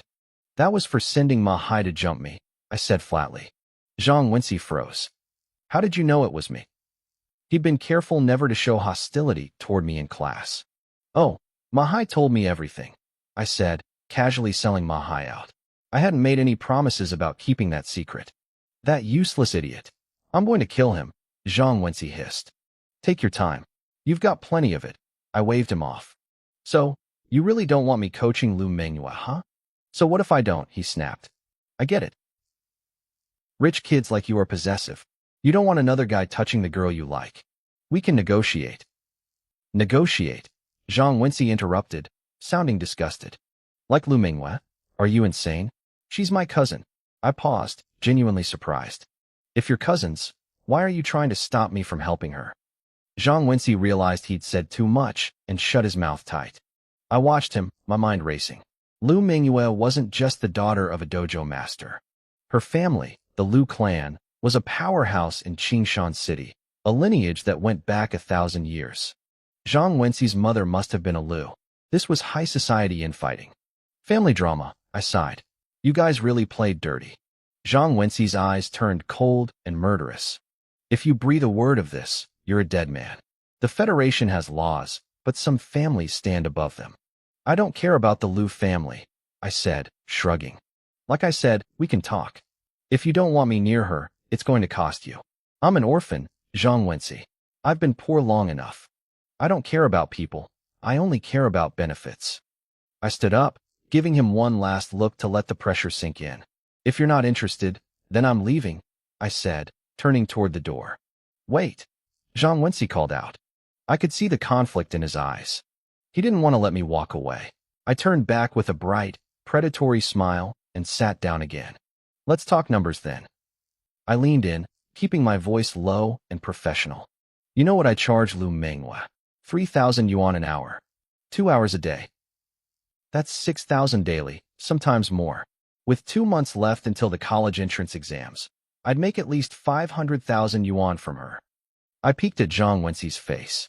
He didn't even flinch at the number. Rich kids really lived in a different world. Of course, 500,000 isn't enough, I continued, shifting gears. That's just my lost wages. By quitting as her coach, I'm going to offend Lu Menghua. You need to give me another 500,000 as compensation. 1 million yuan, total. Zhang Wenxi let out a mocking sneer. Are you insane? You've lost your mind over money. I kept my expression calm. Think about it. You pay an extra 500,000, and Lu Menghua's progress with the Thunderbolt / grinds to a halt. The benefit to you is 10 times, maybe 100 times, that amount. Zhang Wenxi went silent, weighing the cost. Finally, he spoke. 500,000 total. Take it or leave it. My heart skipped a beat. I wanted to scream yes, right then and there. This was pure profit for doing absolutely nothing. But I kept my brow furrowed, acting like I was being cheated. I'm taking a huge risk offending her, I grumbled. The compensation is included in that 500,000, Zhang Wenxi snapped. I know Lu Menghua better than you do. You'd only be coaching her for another month anyway. She needs time to focus on becoming an official martial artist, or she'll never make it into Galaxy University. I let out a long, dramatic sigh. Fine, 500,000 it is. But I want the transfer right now. Zhang Wenxi pulled out his phone and opened his banking app. He glared at me, his eyes turning cold. You're strong, Lin Yuan. Maybe as strong as a level 7 awakened. But if you try to play both sides, I'll make you regret being born. Relax. I'm a man of my word, I said, raising my right hand with mock solemnity. I swear, from this day forward, I will not give Lu Menghua another second of coaching for the Thunderbolt / If I do, let lightning strike me down. I didn't mention that the job was already finished anyway. My phone vibrated in my pocket. A text message from the bank confirmed the deposit, 500,000 yuan. Between this and the 3 vials of 100 Beast nutrient solution, my net worth had just cleared 1 million. I felt like I was walking on clouds. Just yesterday, I was agonizing over whether to sell a single vial of nutrients or drink it. Now, I was a millionaire. I took a deep breath to steady myself. The celebration could wait. I wasn't done with him yet. I pulled out the spy device I'd taken from him and gave it a little toss. You know, I said, smiling. This little thing is a ticket to the Shanghai Genius Training Camp. I won't overcharge you. I'll give you the same price Wei Boha did. 3 vials of nutrients. Or cash, I don't mind. Zhang Wenxi's face turned a sickly shade of green. I'd robbed him, and now I was trying to sell his own property back to him. You don't even know what the Shanghai camp is, do you? He sneered. It's a place for monsters. Unless you're at the peak of level 9, going there is a death sentence. The geniuses there would eat you alive. Then why did you buy a device from Wei Bohu? I asked. Zhang Wenxi straightened his back, looking strangely proud. I just wanted to make Teacher Su happy. What would someone like you know about that? I stared at him, speechless. This idiot spent a fortune just to get a smile from Su Yin? He was trying to woo his own teacher. I pointed a finger at him, feigning moral outrage. You shameless brat. Trying to hit on your teacher? I turned to walk away, but the more I thought about it, the angrier I got. He had so much money he could throw away 3 vials of nutrients just for a crush. My million yuan suddenly didn't feel like enough. I reached the classroom door, stopped, and marched back toward him. Zhang Wenxi was using a chair to try and haul his battered body off the floor. I don't need your help, he spat, seeing me approach. We aren't friends. I'm not here to help you, I said. Before he could react, I lunged. Bang, bang. 2 quick punches landed perfectly. I left him with 2 matching black eyes. That's for being a show-off, I muttered. Why? Why did you hit me again? Zhang Wenxi screamed from the floor. Don't blame me, I said, looking down at him. I'm just the messenger. Mahai paid me to give you those panda eyes. I'm going to kill that kid. Zhang Wenxi howled. Good luck with that. I called over my shoulder as I walked out, feeling much better. By 11 a.m., the selection trials officially ended. The principal's voice boomed over the loudspeakers, ordering everyone to gather at the training grounds. As I walked, I reflected on the fight. Without a blade, I was still a bit behind a level 7 awakened. My physical stats weren't quite there yet. But with a saber in my hand, I would have crushed him. I was likely at the top of the level 7 bracket, bordering on level 8. I looked at the rack of nutrient vials in my hand. These 3 would be enough to push me to level 6. I uncapped one and downed it in a single gulp. Energy detected. Cultivation speed increased by 1850%. Estimated time to full absorption, 28 hours. The system voice was music to my ears. As I got stronger, my body processed the nutrients faster. In 3 days, I'd be level 6. Most people had to spend months grinding through bottlenecks to level up. For me, there were no bottlenecks. When my progress hit 100%, I just broke through. It was as natural as water flowing downstream. Where's the 10th device holder? Get up here, a voice shouted as I reached the training ground. Coming, I called out, running up onto the high stage. I scanned the other 9 students. Most were familiar faces, 5 level 9s, 3 level 8s, and 1 level 7. Then I saw the last person in line, Wei Bohu. I was surprised. Had he managed to snatch 2 devices? Wei Bohu looked at me, his eyes wide with confusion. Lin Yuan? Where's Zhang Wenxi? I took this from someone, I said casually, taking my spot at the end of the line. Who? Why do you care? I shot back. I stood tall, the sun hitting my face, ready for whatever came next. Wei Bohu frowned, his eyes narrowing as he fell silent. Below the stage, the noise from the crowd was getting louder. Thanks to my micro-level Thunderbolt slash, a lot of students recognized me now. Lin Yuan is way too fierce, I heard someone shout. Did he actually fight his way into the top 10? Maybe it was just luck, another voice muttered, dripping with jealousy. Stop being bitter, a third student shot back. This selection isn't like a ring match. High strength doesn't guarantee you'll snag a device, but anyone who did is at least as strong as a high-level awakened. Wait, didn't Lin Yuan say he was only level 4? That's a 3-level jump in combat power. The crowd was buzzing with a mix of envy and shock. Su Yun stood near the stage, her beautiful eyes fixed on me with total disbelief. She knew that a micro-level Thunderbolt slash could let me dominate level 6, but level 7 should still have been out of my reach. Yet, here I was with a device. To her, it was proof that my actual combat strength was already on par with the elite seniors. She couldn't wrap her head around how I'd gotten so strong, so fast. Students who didn't pass can head home, a school leader announced, dispersing the crowd. Classes resume tomorrow as usual. If you're seriously injured, report to your teacher for medical leave. Officer Zhou walked over and sized me up. He was a professional martial artist, and his gaze felt like it could pierce right through me. Are you level 5? He asked. I decided to play it safe. Yes, officer. Is there a problem? No, Zhou said, his face expressionless. Your level doesn't matter as long as you have the device. He knew something fishy had happened with that device in Building 1, but he didn't care to dig deeper. One spot wasn't worth his time. U10, line up from left to right. Get to know the person next to you. You'll be forming small teams. The school leader explained that during the search, one police officer would lead a 3-person squad. I don't want to team up with Lin Yuan. Wei Bohu barked immediately. Unlike Zhang Wenxi, Wei Bohu was obsessed with getting into the Shanghai Genius Training Camp. He's not even a high-level awakened. His strength is pathetic. He'll just hold me back. I kept my face neutral, but my opinion of this guy was dropping fast. Are you refusing an order? Zhou asked, his eyes flashing like lightning. Wei Bohu flinched, but tried to play it cool. It's not just me. Lin Yuan doesn't want to team up with me either. Right, Lin Yuan? He turned his head and glared at me, his eyes full of threats. I understood him not wanting a weak teammate, but trying to make me take the fall for his insubordination? That crossed a line. If you don't mind, I'll trade teammates with you. A calm voice interrupted. I looked over. It was Lu Minghua. Her light blue hair caught the sunlight, shimmering like a star-filled sky. She was easily the most famous student there. That works for me.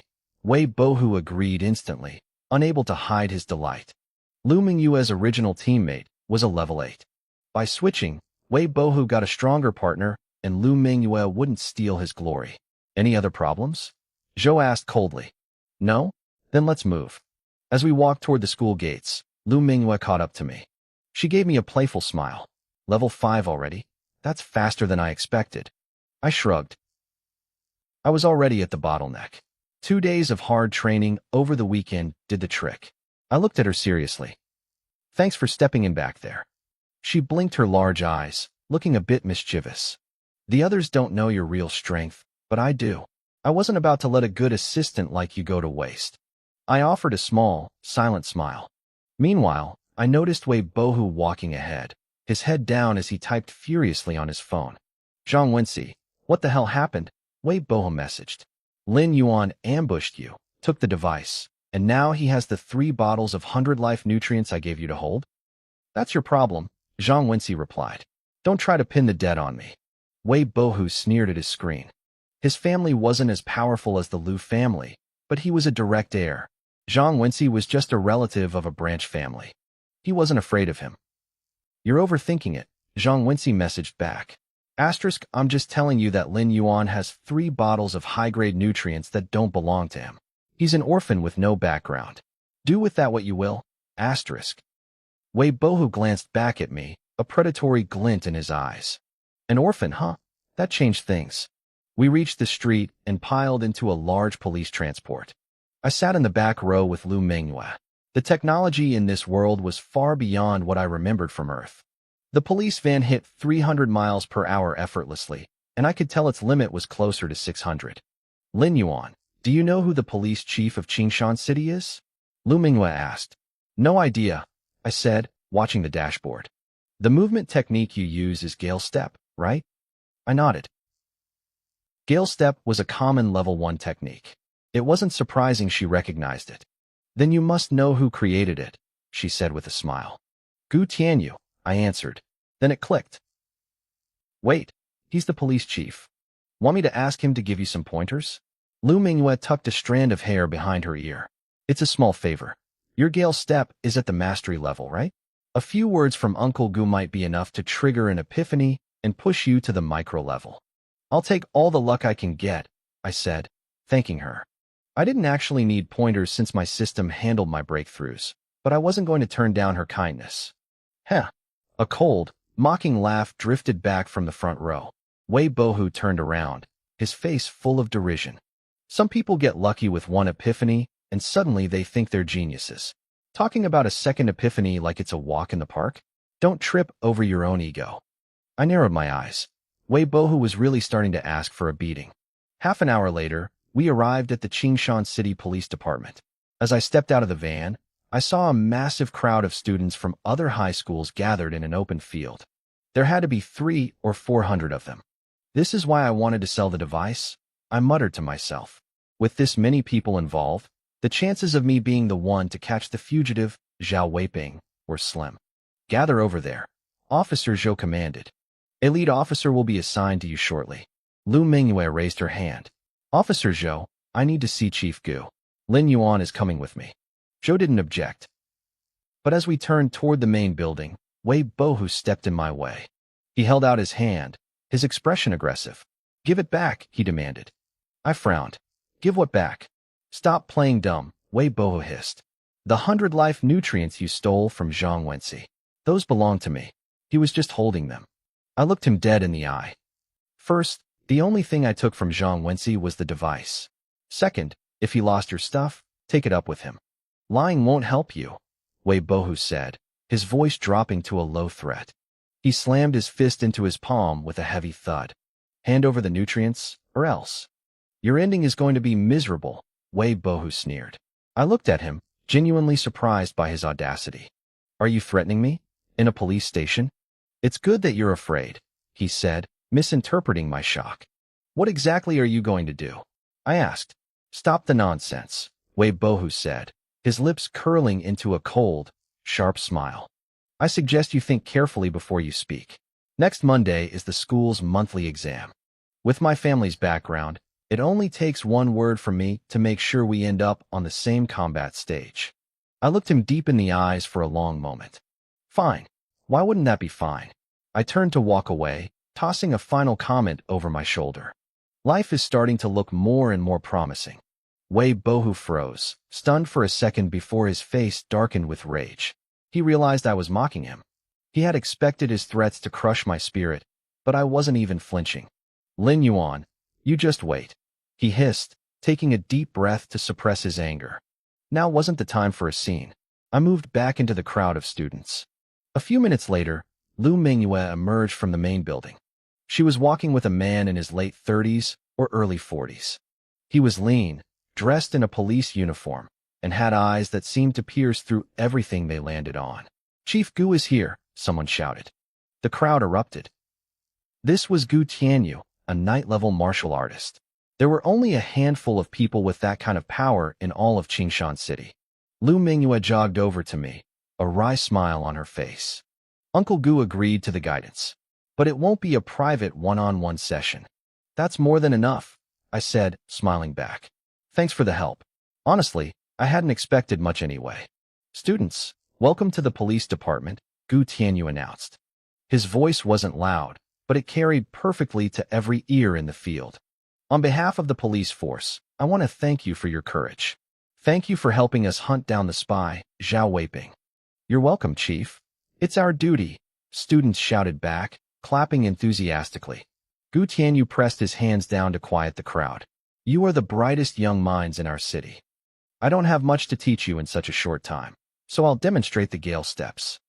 As the creator of this technique, I have a bit of insight to share. The students grew frantic with excitement, quickly clearing a large space for him. Gale steps was only a rank 1 technique, but it was famous for its low energy consumption. In a fight where your stamina was drained, a low-level movement technique could be the difference between life and death. Plus, mastering a lower technique often paved the way for learning high-level ones much faster. Gu Tianyu didn't waste time. He moved.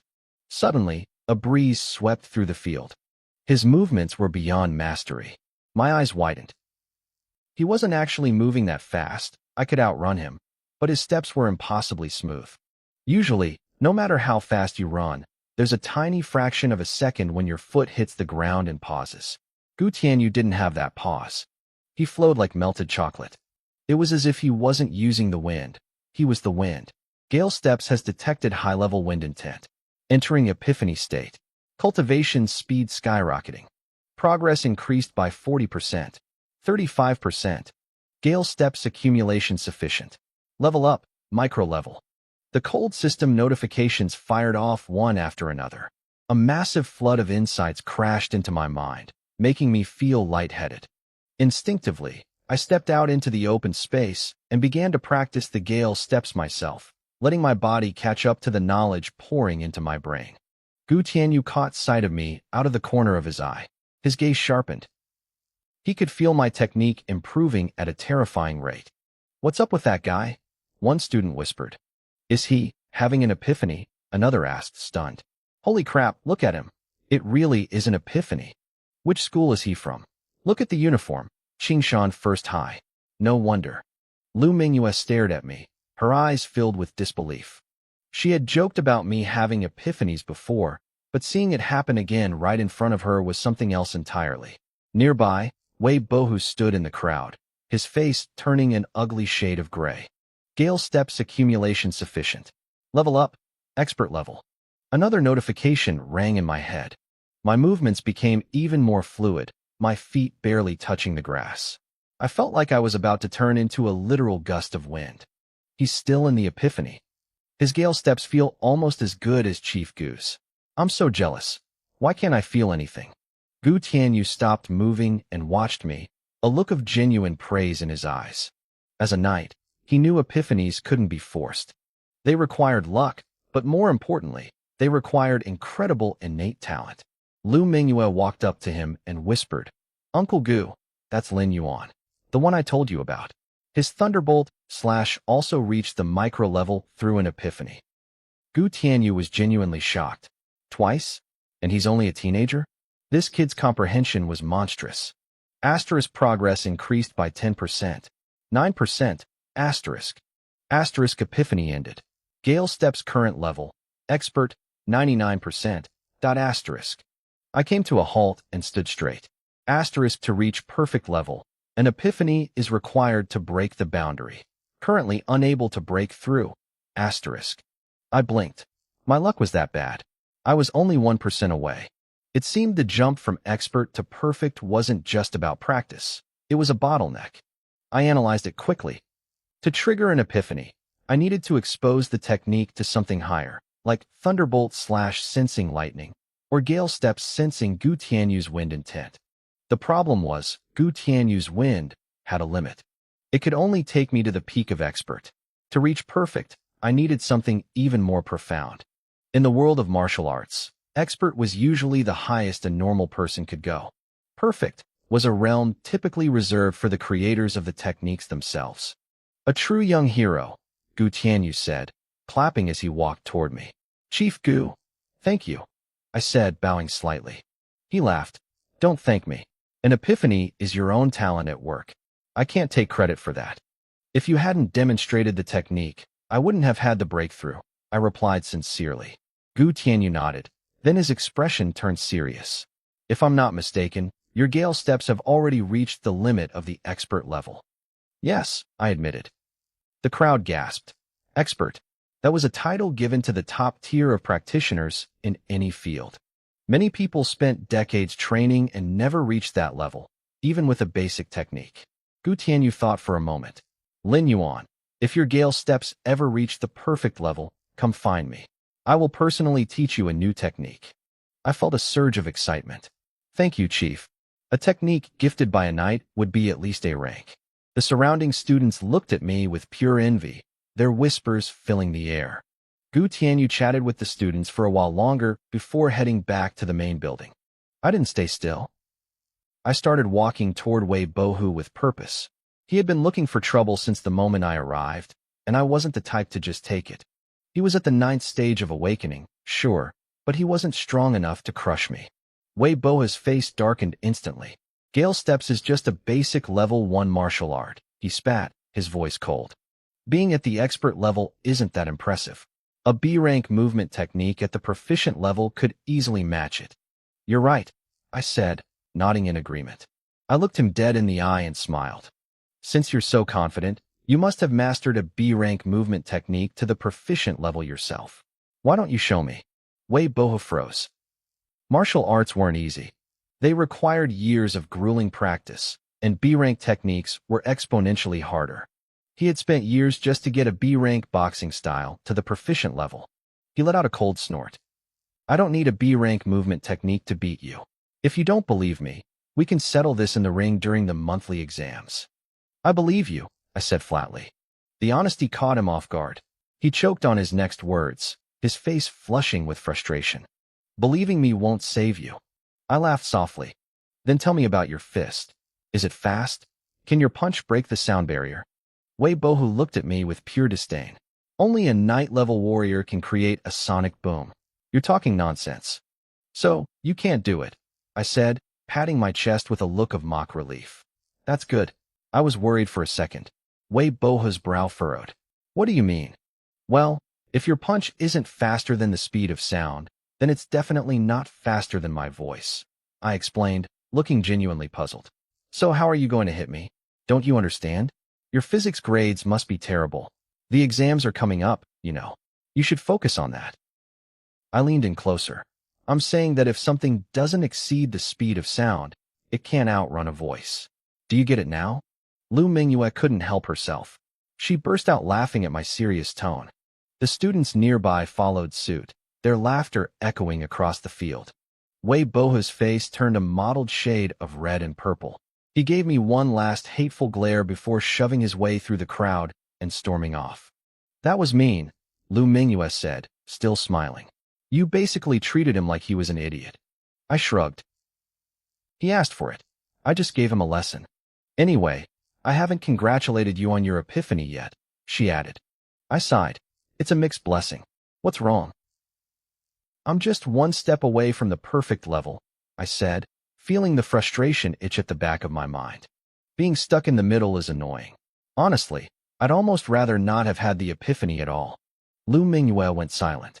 I looked at her. Why aren't you talking? I realized I shouldn't have laughed at Wei Bohu, she muttered. We chatted for a bit until the police escort arrived. They moved with heavy, serious strides, instantly killing the relaxed atmosphere. The leaders started calling out names, assigning students to their respective officers. I scanned the group and raised an eyebrow. I saw a familiar face. Zhou Wei. He was a formal martial artist. I glanced at Lu Mingyue's profile. It wasn't a coincidence that we were assigned to him. It was definitely because of her status. In the Qingshan police force, most officers were only at the 8th or 9th stage of awakening. Get in the car, Zhou Wei commanded. We'll talk on the way. We drove about 10 kilometers to a massive shopping plaza. It was a bustling hub of activity, packed with shops and thousands of people weaving through the corridors. I remembered coming here a few times in the past. Zhou Wei pointed toward the complex. This is our search area.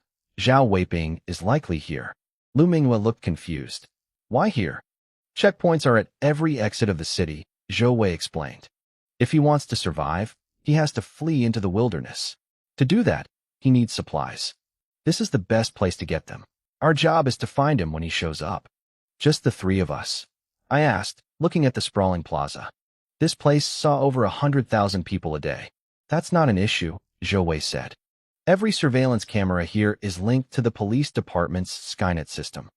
If Zhao Weiping shows his face, he'll be identified instantly. But he's not stupid. He'll use a disguise. He handed us 2 earpieces. Put these on. The Skynet AI will alert us whenever it spots a customer it can't identify. We just need to go over and verify who they are. People wearing masks or heavy makeup are a minority. The 3 of us can handle it. We put the earpieces in. Once Zhou Wei saw we were ready, he nodded. Go get familiar with the layout. Move out. Several days passed. A persistent spring rain hung over Qingshan City, turning the sky a depressing gray. The crowds at the plaza thinned out, and the atmosphere felt heavy. I leaned against a tree on one of the plaza's internal streets, watching the fine drizzle. I was bored out of my mind. We hadn't found Zhao Weiping. Every person I checked was either sick and wearing a mask or had gone way too heavy on the plastic surgery. I didn't feel like a police assistant. I felt like a glorified security guard. The only progress I'd made was collecting a few phone numbers from pretty office workers who walked by. If you're tired, go take a nap in the car, Zhou Wei said, walking over with a black umbrella. I'm fine, I replied. My eyes were sharp. I had broken through to the 6th stage of awakening that morning. My body was strong enough to go days without sleep. A formal martial artist like Zhou Wei could probably go weeks if he had to. Suddenly, a voice crackled in my ear. It wasn't the flat, robotic tone of the AI. It was a frantic dispatcher from the station. All units, attention. Zhao Weiping has crashed through the checkpoint at the Shiko interchange on the 2nd Ring Highway. He is heading toward the Wanli Mountains. Vehicle is a white Puma F230. All nearby units intercept immediately. I pulled out the earpiece and looked at Zhou Wei with a wry smile. Looks like my job is over. With the police force fully mobilized, Zhao Weiping was finished the moment he showed his face. "Wanna come watch?" Zhou Wei asked, grinning as he took the earpiece back. The pressure he'd been under seemed to vanish instantly. I shook my head. "The interchange is miles away. By the time we get there, it'll be over." Lu Mingyue agreed. "I'm not going either." "Then I'll see you later," Zhou Wei said, heading for his car. "I'll buy you both dinner when this is settled." He drove off into the rain. Lu Mingyue watched the car disappear before turning to me. "What now?" "Going home." "Yeah," I said. "I need to pick up some beast meat first." It wasn't as effective as the high-grade nutrition fluids, but it was cheaper. For me, it was the best value for my money. "I'll go with you," she said. "I need to stop by the butcher anyway." I looked at her, surprised. "What?" She laughed, rolling her eyes. "I'm not some helpless princess. I'm actually a great cook. I have a junior chef certification, and I'm planning to get the next level after the exams." We walked toward the butcher shop, chatting despite the rain. Because of the weather, the shop was nearly empty. There was only one other customer, a man wearing a thick mask, likely to block the smell of the raw meat. He was busy picking out several large cuts of beast meat at the counter. Lu Mingyue saw the mask, and her training kicked in. She stepped forward. "Sir, I'm with the police assistance team. Please remove your mask and show your ID." I couldn't believe it. Lu Mingyue was already developing a professional habit before she even graduated. I was about to say something to stop her, but the customer at the meat counter turned around. He pulled down his mask, and my heart skipped a beat. I knew that face. I'd seen it on the news a dozen times. It was the Tianwu spy, Zhao Weiping. My hand moved like a flash of lightning, gripping the hilt of my silver blood blade. The butcher recognized him too, his eyes widening in terror. He didn't get to finish his sentence. Zhao Weiping swung his palm with crushing force. There was a sickening thud, and the butcher's head was driven straight into his own chest. He was dead before he hit the floor. The two security guards in the shop reacted instantly, reaching for their sidearms. Puff, puff, two dull sounds echoed. The guards, both high-level awakened, collapsed. A heavy meat cleaver was buried deep in each of their hearts. Blood began to pool across the floor, turning the tiles a dark, visceral red. My scalp went numb. I hadn't even seen him move. If those blades had been aimed at me, I'd be a corpse right now. The police reports were wrong. His injuries weren't that severe, and he certainly wasn't fleeing the city in a car. This man was a monster. Miles away, on the highway, the storm was raging. A white SUV tore through the rain at 500 kilometers per hour, pursued by a fleet of police cruisers. Police Chief Gu Tianyu watched the SUV from his car, a flicker of doubt crossing his mind. Why would a spy as clever as Zhao Weiping choose such a clumsy, direct escape route? He pushed the thought aside. He'd get his answers once the man was in cuffs. Gu Tianyu kicked his car door open while moving at top speed and vanished. A second later, he appeared standing on the roof of the fleeing SUV. The wind screamed past him, but he didn't flinch. He raised his hand like a blade and chopped downward. A massive green energy blade manifested, slicing the SUV clean in half. The wreck tumbled across the asphalt, sending sparks flying through the rain. Gu Tianyu reached into the debris and dragged the driver out. The face was Zhao Weiping's, but the eyes were hollow, like a puppet's. "Zhao Weiping, you're under arrest," Gu began, but he stopped. He felt the weight in his hand change. With a light squeeze, the body disintegrated into red sparks of light, leaving nothing behind but a pile of empty clothes. A clone ability. Gu Tianyu's face paled. "Damn it, it's a diversion." Back at the butcher shop, Zhao Weiping sighed, looking at us with a touch of frustration. "And here I thought all the cops had left the city." He studied our uniforms. "High schoolers. One level 6, one level 9. You're pretty talented for your age, girl." Lu Mingyue looked at me, her eyes wide with shock. "Level 6? Lin Yuan, weren't you just level 5 a few days ago?" I didn't answer. This wasn't the time for a chat. "Why couldn't you just stay quiet?" Zhao Weiping's voice turned ice cold. "Now I have to waste time killing you." He lunged. His palm strike was violent, aimed directly at Lu Mingyue's forehead. He wanted the level 9 threat gone first. Lu Mingyue threw herself backward, the wind of the strike grazing her hair. But as she dodged, her chest was left wide open. Zhao Weiping didn't hesitate. He channeled his origin power into a follow-up strike. Even a level 9 awakened would have their ribs shattered and heart crushed by a hit like that. But just as his hand was about to connect, a blinding burst of purple electricity erupted from Lu Mingyue's chest. Boom. A bolt of 100,000 volts shot out, catching Zhao Weiping off guard. It was a Thunderbolt Protector, a $5 million piece of tech from the Federal Academy of Sciences. It was designed to stop even formal martial artists in their tracks. Zhao Weiping was a hardened spy. Realizing he couldn't dodge, he gritted his teeth and forced his palm forward through the surge. The resulting shockwave was like a physical wall. Tables and chairs were pulverized, sent flying into the walls as splinters. I was caught in the blast, thrown through the plate glass window, and onto the sidewalk outside. Thanks to my Vajra body technique, my skin held firm, though my uniform was shredded by glass. Lu Mingyue wasn't so lucky. She took the brunt of the impact and was launched like a cannonball, skidding dozens of meters into the middle of the street. She coughed up blood, her chest visibly sunken. Inside the shop, Zhao Weiping wasn't doing well either. He stepped out into the rain, his body trembling as blue sparks danced across his skin. Thunder rumbled overhead, and the downpour intensified. "Little girl," he growled, his face contorted with rage. "How do you want to die?" His plan was ruined. He had wanted to kill the butcher, grab supplies, and slip into the wilderness. Now, the noise had drawn too much attention. Worse, the electricity had aggravated his old wounds. He was no longer at the level of a formal martial artist, but he was still stronger than any awakened student. You're a rank 3 martial artist," Lu Mingyue wheezed, struggling to crawl away. Despair filled her eyes. Even 100,000 volts hadn't killed him. "Correct," Zhao Weiping sneered. "Your reward is death." He raised his fist and dove toward her, aiming to crush her skull like a ripe melon. He wanted to see her head explode. He needed to vent his fury. Clang. Lu Mingyue squeezed her eyes shut, waiting for the end. She felt a massive vibration, but no pain.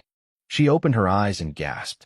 Half a meter above her, a long, slender warblade was held horizontally.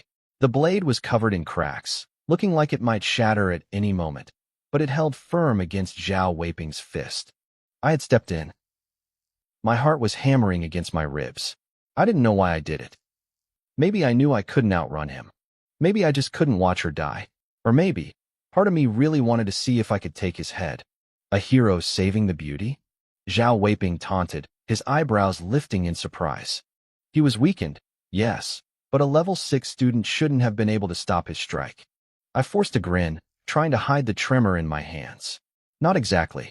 This girl is from a famous rich family at school. If I save her, I can demand a massive reward. Tell you what, Zhao, you give me 200,000, and I'll walk away right now. Cash or transfer, I'm flexible. I was just talking to buy time. We were in the middle of the street. People were watching. Surely, the police were already on their way. Your clever little plan won't work, Zhao Weiping sneered, his voice cold. The police were all lured away by my double. They won't be coming anytime soon. He wasn't stupid. He knew I was stalling. He didn't waste another second. He shifted his weight, preparing to launch. I didn't wait for him to move. I felt the thunderous rhythm of the thunderbolt erupting within my veins. I struck first. My silver blood warblade sliced through the falling rain, leaving a trail of glowing light in its wake. It was a lightning-fast strike aimed straight for his throat. Micro-level blade technique? And at such a high level. Zhao Weiping's eyes widened with genuine surprise. It seems your talent is even better than the girl's. A red light flashed in his eyes. His origin power exploded outward, propelling his body half a meter to the side. He avoided my blade with terrifying ease. Die, he roared. Before I could pull my sword back, he lunged. His fingers curled into a claw, red energy condensing at the tips until they looked like half-foot-long crimson blades. He swung at my throat. The air itself seemed to explode with a deafening boom. I scrambled backward, pushing my gale pace to the absolute limit. My body felt like it was turning into the wind itself, sending rainwater splashing in every direction. Flash. The red claws grazed me. I felt a stinging heat. 5 thin lines of blood appeared on my neck. My heart went cold. My diamond body technique was at the 3rd level, but against raw origin power, it felt like wet tissue paper. If my movement technique hadn't been at the peak of the expert level, that single swipe would have taken my head off. This wasn't like sparring with Ma Hai or Zhang Wenxi. This was real. If I lost, I died. Everything would end right here in the mud. The rain poured down harder, freezing and relentless. A wave of primal terror surged through me. Facing death is a horrific thing, and I was no exception. I was terrified. I took a deep, shaky breath. I forced the freezing air into my lungs, using the cold to numb the fear. I pushed the panic down into a dark corner of my mind. Fear wouldn't save me. It would only make me die faster. I had to be calm. I had to be perfect. Your movement is that good too? Zhao Weiping paused, a cruel, satisfied smile spreading across his face. Killing a genius like you. I bet the Federation will really feel the sting of this loss. You're not killing anyone, I said, my voice flat. I held my blade vertically in front of my chest, my eyes locking onto his. Zhao Weiping, you Federation scum, surrender now. Hold on, kid. We're coming to help. A few brave passers-by shouted from the sidewalk, running toward us to help. Zhao Weiping didn't even turn his head fully. He just glanced at them out of the corner of his eye, his grin turning monstrous. Asterisk bang, bang, bang, asterisk. He became a blur. In a heartbeat, 3 bodies hit the pavement. Blood mixed with the cold rain, washing down the street. The other people who were running to help stopped dead in their tracks, their faces turning pale with horror. Don't come over here, I shouted, my voice raw. Everyone get back. Martial arts were common in the Federation, but most people stopped training seriously once they started working. These people were only at the middle stages of awakening. Against a monster like this, they weren't help, they were just targets. Their presence would only get in my way. Be careful, young man, a middle-aged man yelled, ushering the others away as they retreated in a panic. Zhao Weiping didn't chase them. He didn't care about them. He turned back to me and charged. To him, 1,000 ordinary lives weren't worth as much as one dead genius. I met him head-on. Our blades and claws clashed in the middle of the storm, a dance of cold steel and red energy. While we fought for our lives, a van pulled up at the west end of the shopping plaza. It had the logo for Qingshan City Television on the side. It's so unfair. A young woman named Wang Ershui complained from the passenger seat. She was a rookie reporter, barely 20, with big eyes full of frustration. Sisterly gets to cover the police hunt for Zhao Weiping, and I'm stuck reporting on plaza snacks in the rain. The cameraman, an older man acting as the driver, chuckled. You just started, Ershui. Give it a few years. I've been here 6 months. When am I going to get a real scoop? She grumbled as she stepped out of the van. She froze, as dozens of people were screaming, sprinting out of the plaza in a blind panic. She grabbed a passerby. What's happening? It's Zhao Weiping. He's in the plaza. He's killing people, the man gasped. A student is fighting him right now. Wang Ershui stood stunned. The station had said Zhao Weiping was miles away on the highway. Then, the adrenaline hit. She didn't care why he was here. This was the story of a lifetime. She didn't even grab an umbrella. She grabbed the cameraman and sprinted toward the center of the plaza. After a few hundred meters, 2 figures emerged through the curtain of rain, locked in a deadly struggle. Start the feed, she shouted, pulling out her microphone. Now, this is Qingshan Television. I'm reporter Wang Ershui, she shouted into the camera, her voice competing with the thunder. It is March 24th, 1:30 p.m. We are witnessing a brutal attack by the spy Zhao Weiping. Several citizens have already been murdered. Right now, a brave young student is risking his life to hold him back. We don't know his name yet, but he is wearing a Qingshan First High uniform. Behind her, the battle was savage. My blade sparked against his origin power over and over. Rainwater sprayed everywhere as we tore up the pavement. Back at the TV station, the middle-aged director was lounging in his office when the feed popped up on his monitor. What is Wang Ershui doing? I told her to cover food. Then he heard her words.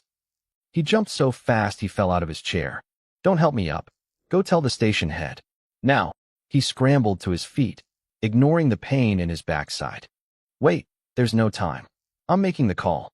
Put this on every single channel we have. Move. In less than a minute, all 17 channels of Qingshan TV switched to the same image. Breaking news, a voice announced. Across the city, millions of people looked up at their screens. In homes, offices, and restaurants, the world stopped. Mom, stop scrolling. Look at the TV.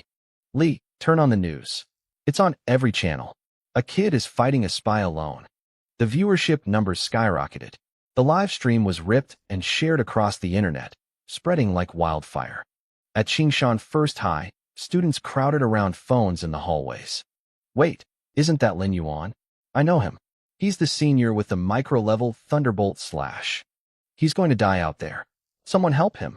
The school principal slammed his fist on his desk. I'm the principal. Get every teacher with high-speed movement techniques to that plaza immediately. On a stretch of the city highway, Director Gu of the police force was staring at his phone. A subordinate had just handed it to him. He saw the girl bleeding on the ground, and his face went white. Lu Mingyue and Lin Yuan. They won't last much longer, Gu Tianyu hissed. Contact the commander of the 27th Army Group. Tell them we need a sky mecha. Now, in another part of the city, a massive roar echoed from the top of a luxury skyscraper. Where? A thick reinforced wall exploded outward. A tall, powerful figure burst through the debris, leaping into the air. He moved so fast that white vapor cones began to form around his body. He was seconds away from breaking the sound barrier. The rain lashed down in sheets, blurring my vision as I gritted my teeth. I pushed my Thunderbolt slash to its absolute limit, my muscles screaming under the strain. I could see the female reporter out of the corner of my eye, her mouth moving, but I couldn't hear a word she said. The pressure Zhao Weiping put on me was suffocating. I couldn't afford a single distraction. Every ounce of my focus was poured into the fight, yet I was still losing ground. His physical stats were on a different level. He wasn't just stronger, he was crushing me. Worse, he had force, that terrifying energy that made his every move lethal. Even my third-level Vajra body couldn't hold up forever. I tried to dodge, but I wasn't fast enough. Zhao Weiping's hand, hooked like a claw and glowing with condensed force, ripped across my chest. A deep, jagged gash opened up. Blood sprayed out, only to be instantly washed away by the freezing rain. The wound was 6 inches long, the muscle underneath turning a sickly pale white from the water. It looked horrific, and it wasn't the only one. My body was covered in dozens of similar cuts. Back in the city, people watching the live stream were losing their minds. They were screaming at their screens, demanding to know where the police were. To them, I was just a handsome kid being butchered by a monster. I could see the cameraman nearby, Wang Erzhui, trying to rush forward to help. His partner grabbed him, shouting that he'd be killed in one hit. I'm Wang Erzhui from Qingshan TV. The reporter sobbed into his mic, his voice shaking. As you can see, the situation is dire. The boy is fading. But I have to believe he can win. Belief didn't help when a heavy boot slammed into my ribs. The impact felt like being hit by a speeding truck. I flew 30 feet through the air and crashed into the pavement with a sickening thud, sending a massive spray of water into the air. I tried to crawl up, but my blood was already mixing with the puddles, staining the ground dark red. I looked up through the rain. Zhao Weiping was already on me, bringing a literal storm of wind and water with him. Die, he roared. He gathered his force into a single, massive punch aimed straight for my head. I had wasted too much of his time. He knew if he didn't kill me now, he wouldn't be able to escape the city. The blow whistled through the air, but it hit nothing but rain. The ground where I'd been standing exploded from the pressure of the shockwave. My third-level Vajra body had saved me again. The fall hadn't paralyzed me like it did Lu Mingyue. I managed to roll away, but there was no joy in it.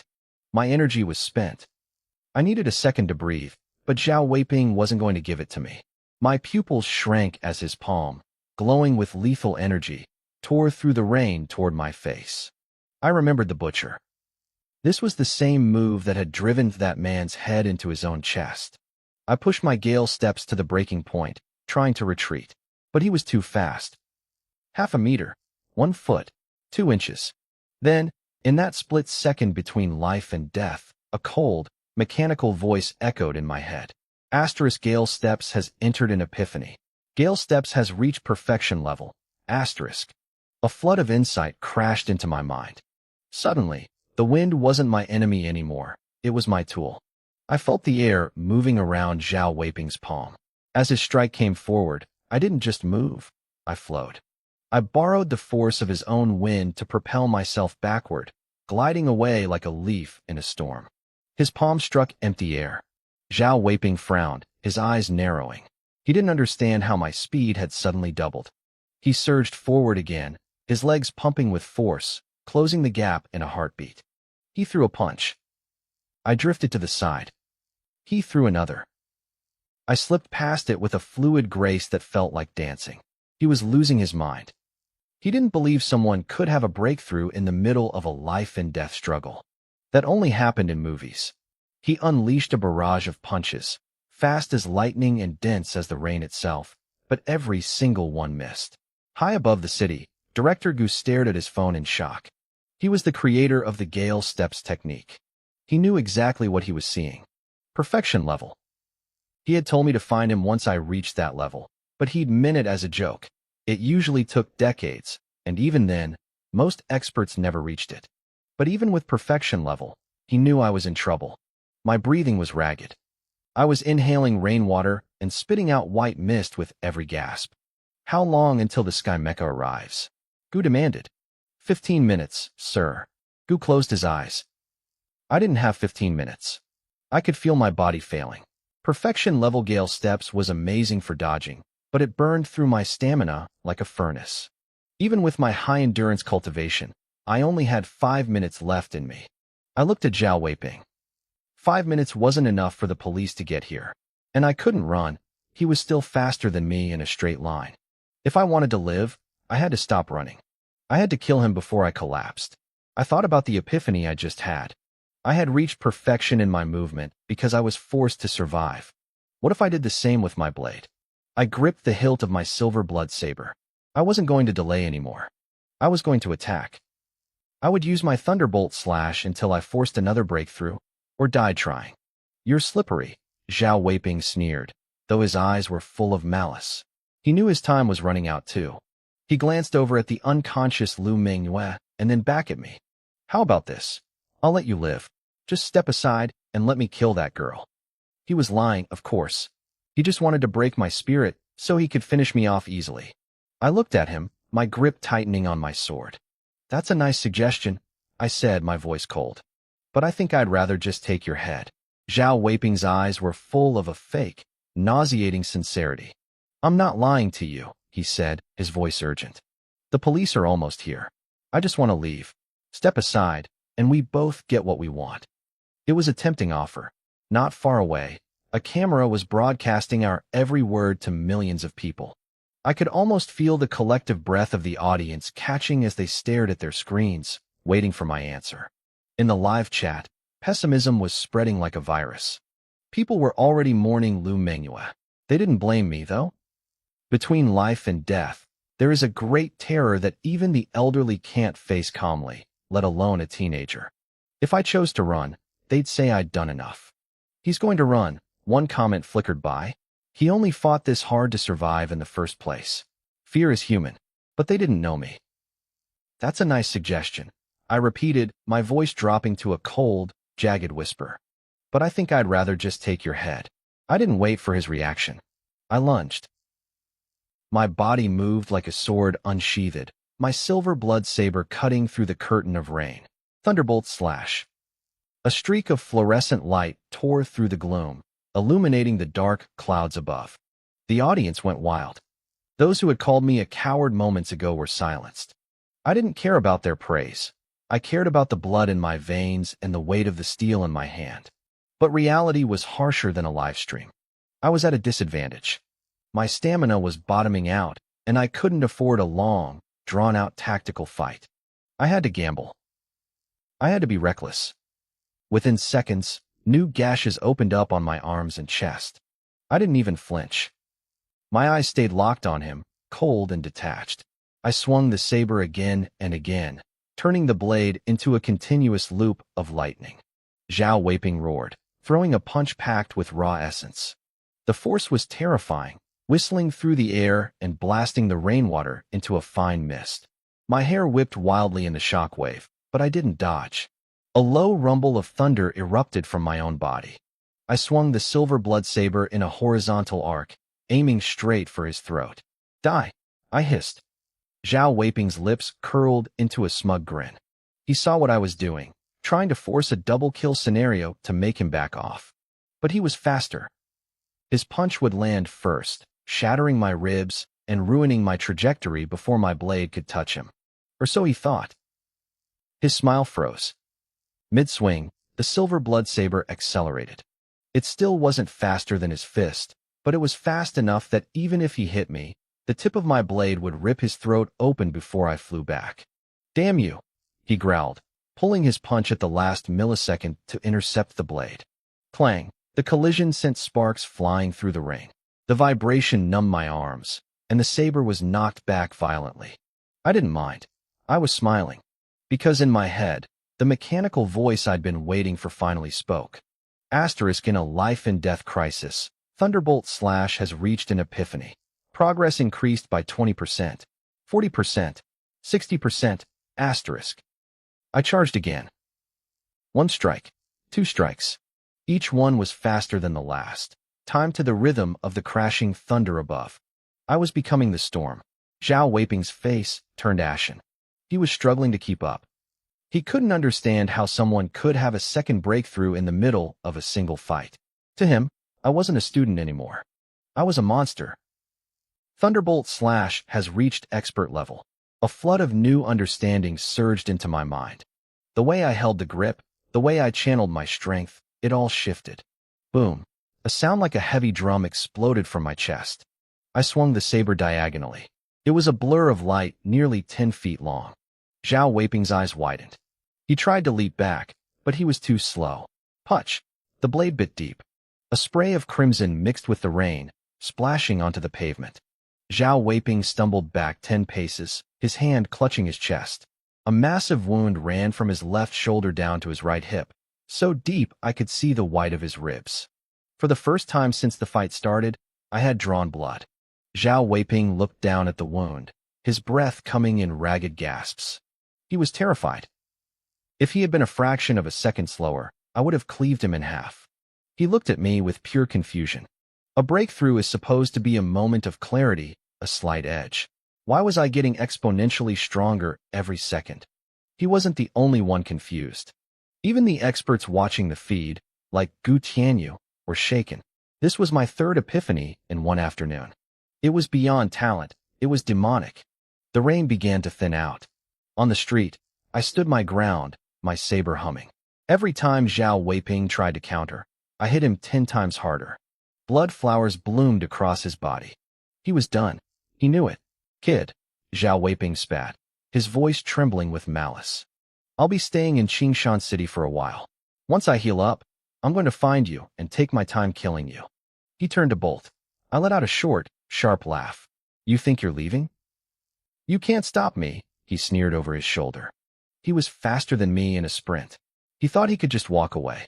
Try me. I stepped forward and swung. The fluorescent arc of my blade stretched out, its speed suddenly doubling. Zhao Weiping didn't even have time to raise his arms. Slash. Another deep gash appeared on his back, exposing bone. How? He wheezed, clutching his side. Your movement isn't fast enough to catch me. I didn't answer. I just kept moving. The system notifications were still ringing in my head. Asterisk progress increased by 10%. 10%. Asterisk. I had reached expert level, but the epiphany hadn't stopped. I had been hiding my true speed, waiting for the moment he tried to run. I wasn't going to let him escape. After all, this guy was a walking 1 million yuan bounty, and I intended to collect. Zhao Weiping tried everything to escape. He lunged left, darted right, and scrambled to find an opening, but the fluorescent arcs of my blade followed him like a shadow. I didn't give him an inch. If he stopped to block, he lived for another second. If he didn't, he was dead. It felt exactly like the time Ning Chuan trapped Zhang Wenxi in the classroom during the trials. The only difference was that my saber was faster now. And this time, I was allowed to kill. Slash. Blood sprayed as my blade cut through the air. Zhao Weiping was forced back again, his body a map of deep, jagged wounds. He was drenched in red. I never thought I'd fall to a kid at the 6th stage of awakening. He wheezed, finally stopping his attempt to flee. A savage, desperate look crossed his face. But if I'm going down, I'm taking a genius like you with me. That's a fair trade. He stopped running. Instead, the origin power inside him began to boil. It surged toward his hands, radiating a terrifying, volatile energy. He was preparing a final, suicidal strike. I felt the shift in the air and didn't hesitate. I stepped into my gale steps and swung. A 3-meter-long arc of light shot through the rain, fast as a lightning bolt. Zhao Weiping didn't even try to block it. He twisted his body, letting the blade bite into his thigh and back, non-lethal spots. He didn't care about the pain anymore. He was already a dead man walking. His hands glowed like white-hot flames, the sheer heat vaporizing the raindrops before they could even touch him. I didn't feel fear. My eyes stayed cold. I swung again, and then again, each strike faster than the last.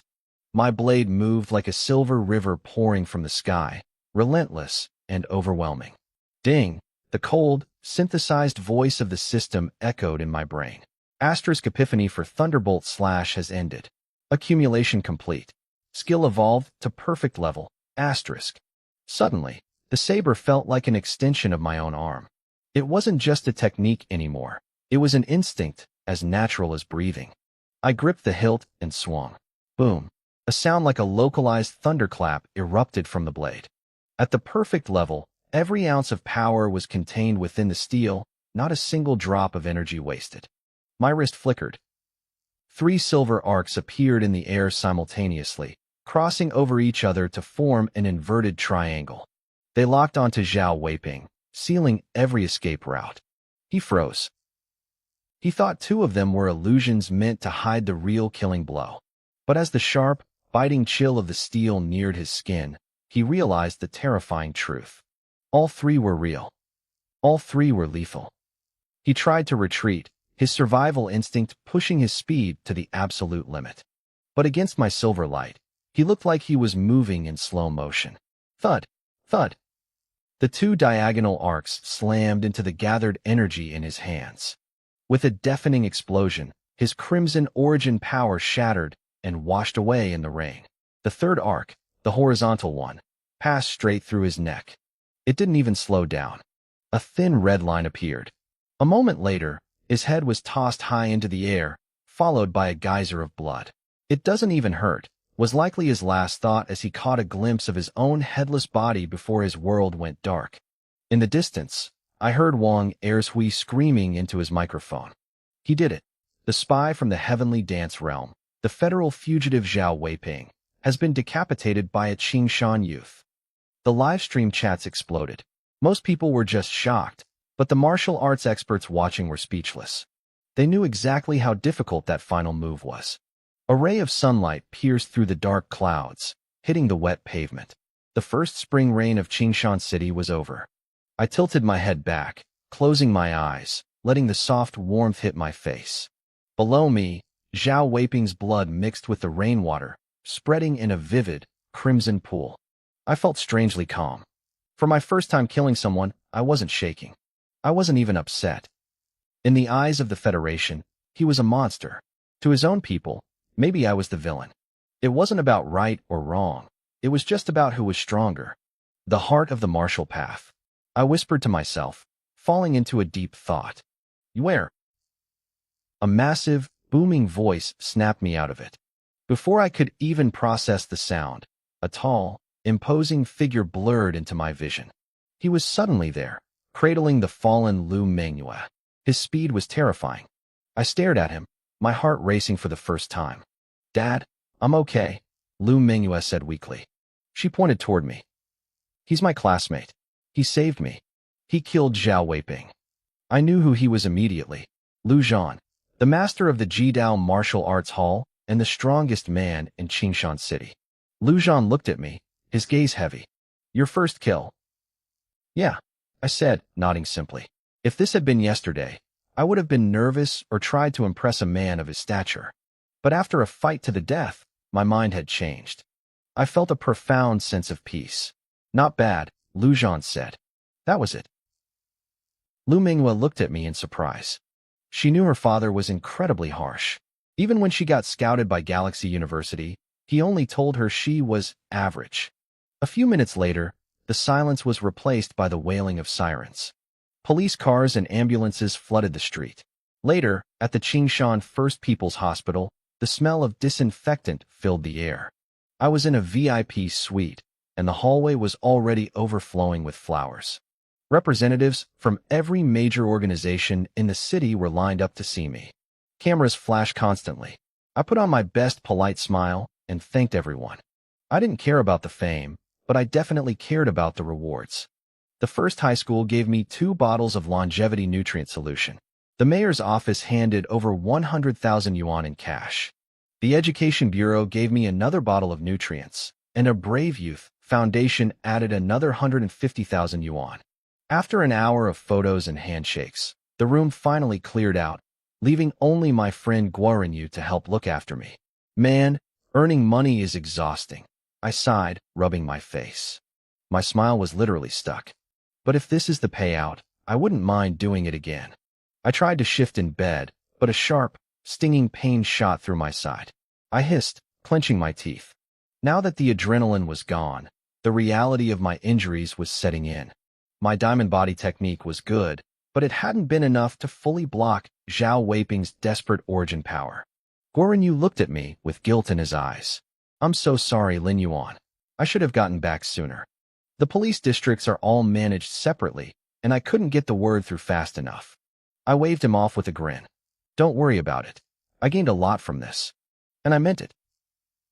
My Gale Steps and Thunderbolt Slash were both at the perfect level now. If I had practiced normally, that would have taken years. Plus, my mental state had hardened. I felt like a real warrior. Guorinyu thought I was talking about the money. Well, that 1 million yuan bounty shouldn't be a problem, he said. You definitely earned it. But there was still the matter of the Shanghai Genius Training Camp slot. Zhou Wei's face turned a shade of blue as he looked at me. My brows twitched. I could tell he was holding something back. If you have something to say, just say it, I said with a light laugh. My mental state is strong. I can handle it. I had beheaded Zhao Weiping in front of millions of citizens in Qingshan City. The police department wouldn't dare cheat me out of my reward openly. Zhou Wei leaned in and whispered. Some of the officers reviewed the surveillance footage from the meat shop. They're claiming that the only reason you killed Zhao Weiping was because Lu Minghua had already critically injured him. They think she played the key role. He paused, looking indignant. Because of that, they're saying you should take the 1 million yuan bounty, but the Shanghai Genius Training Camp slot should go to Lu Minghua instead. I listened quietly. Zhou Wei let out a frustrated sigh. Anyone with eyes knows your contribution was greater. But you might not know that the Lu family has massive influence in Qingshan. They can sway the police department. I frowned. The Lu family is stepping in? If they're really doing this, it feels a bit like biting the hand that fed them. Not exactly, Zhou Wei clarified. From what I've heard, it's just the police officers trying to suck up to the Lu family. They're doing it on their own initiative. If that's the case, let Lu Minghua have the slot. I don't mind, I said, shrugging. I wasn't lying. I didn't value the Shanghai camp as much as others did. For most people, the 2 hardest parts of martial arts were raising their cultivation level and mastering techniques. Neither of those was an issue for me. What I needed most were raw resources and new manuals. Based on Lu Minghua's personality, if she took the slot, she'd definitely compensate me with something of equal value anyway. So, in your eyes, I'm just someone who likes taking advantage of people? A cold, slightly annoyed voice drifted in from the doorway. Lu Minghua was sitting in a wheelchair, glaring at me. Her father, Lu Zhan, was pushing her into the room. I smiled at her. I'm serious. The Shanghai camp doesn't do much for me. But of course, if you feel bad about it, feel free to drown me in money. Keep it for yourself, Lu Minghua said, rolling her eyes. My focus right now is breaking through to become an official martial artist. Helping the police was just about finding a breakthrough opportunity. I never planned on going to that camp. What a shame, I said, shaking my head with mock regret. I was hoping to squeeze a fortune out of you. Seeing our conversation wrap up, Zhou stood and bowed slightly. Hello, Night Lu. Lu Zhan was a man of few words. He simply nodded. Then, he turned his gaze toward me. Manhwa told me, you saved her life. I owe you a favor. I'm her classmate, I replied easily. Saving her was the right thing to do. Lu Zhan didn't waste time on small talk. He reached out for my phone, and I handed it over. He typed in a string of numbers. Call me when you need something. He didn't specify what kind of need, but Zhou Wei's expression changed instantly. He looked at me with pure envy. In Qingshan City, there was almost nothing Lu Zhan couldn't get done if he set his mind to it. This wasn't just a phone number. It was a blank check for a miracle. I realized he wasn't just being polite.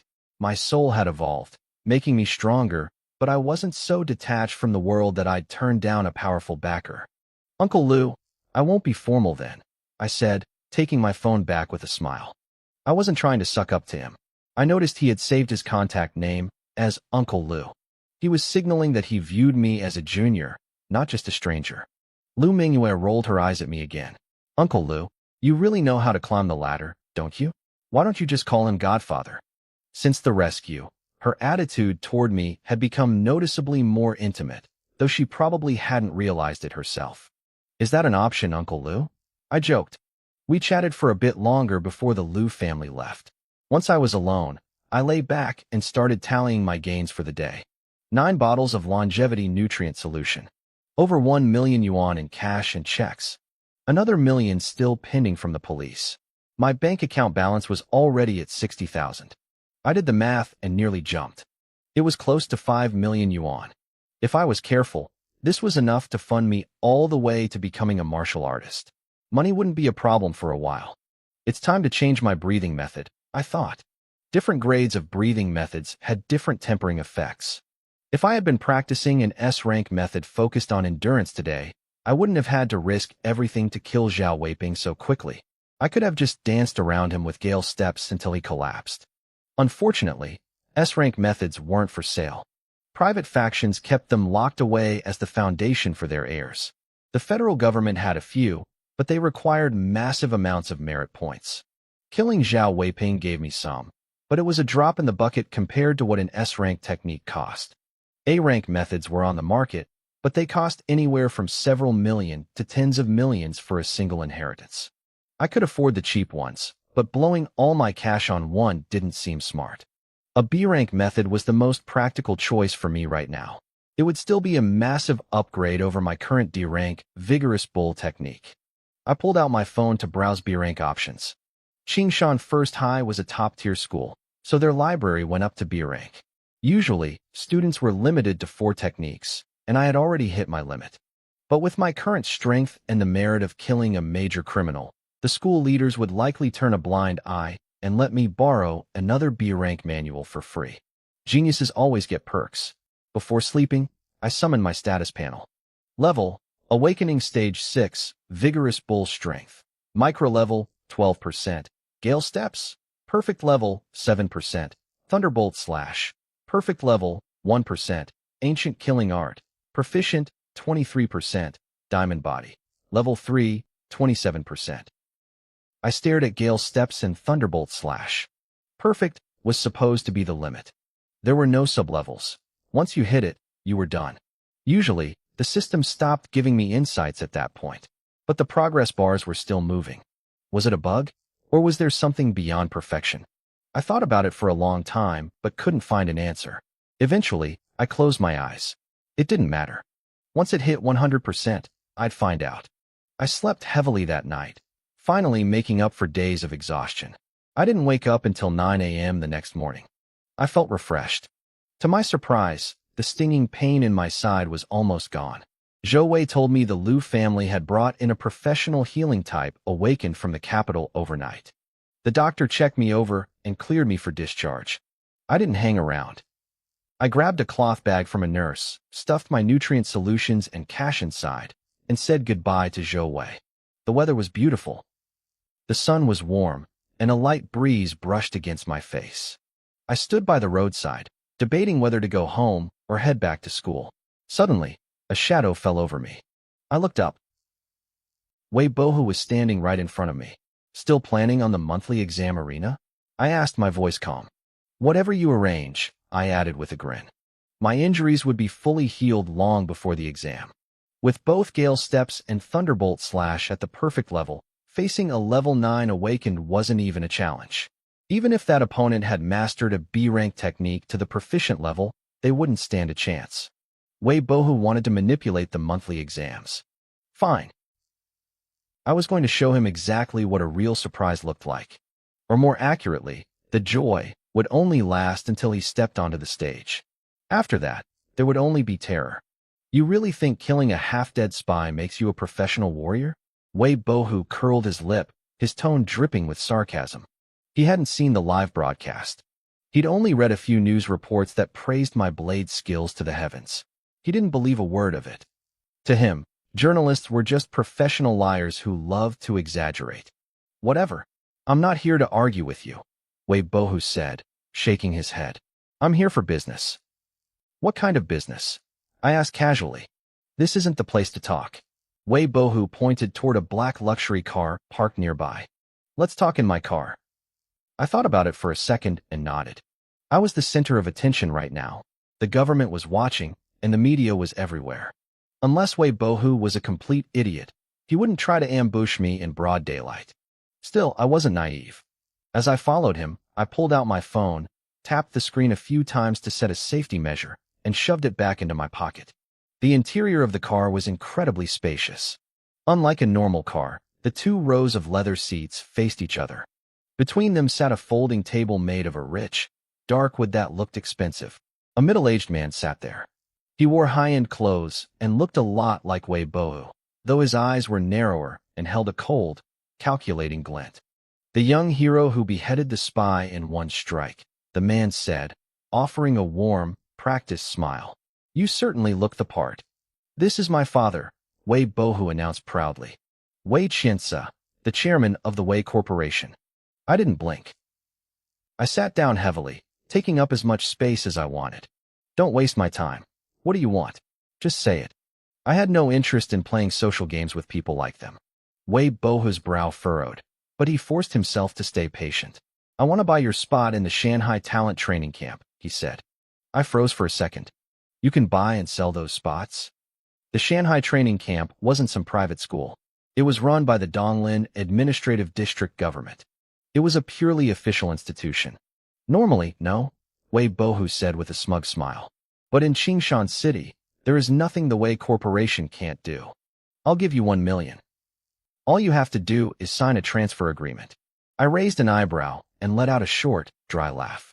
You talk up the Wei Corporation like it's some legendary empire, and this is your offer? 1 million. To the old me, 1 million was a fortune. But it wasn't enough to buy a spot in that camp. There were plenty of private cram schools for the college entrance exams, and the top-tier ones charged millions just for registration. Shanghai was more powerful than any of them. You couldn't even get in with just money. Wei Bohu snorted. You think 1 million is too little? You're an orphan. Have you ever even seen that much money?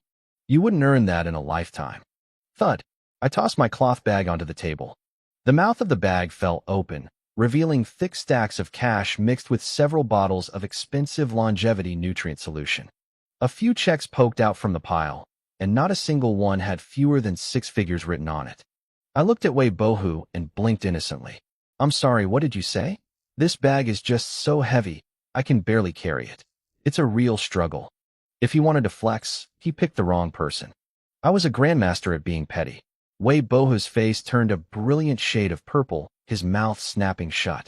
Beside him, Wei Qiansa remained unbothered. He smiled thinly. It's a business negotiation. Disagreeing on price is normal. If Student Lin isn't happy with the offer, feel free to name your own. I thought about it for a moment. I decided to test the waters. 20 million. I knew I was asking for a lot, but that's how negotiations worked. You start high and settle in the middle. My bottom line was 10 million. If he could pay that, I'd sell. I wasn't worried about Wei Bohu getting stronger and coming after me later. The boost 10 million credits would give me would far outweigh whatever he could learn at that camp.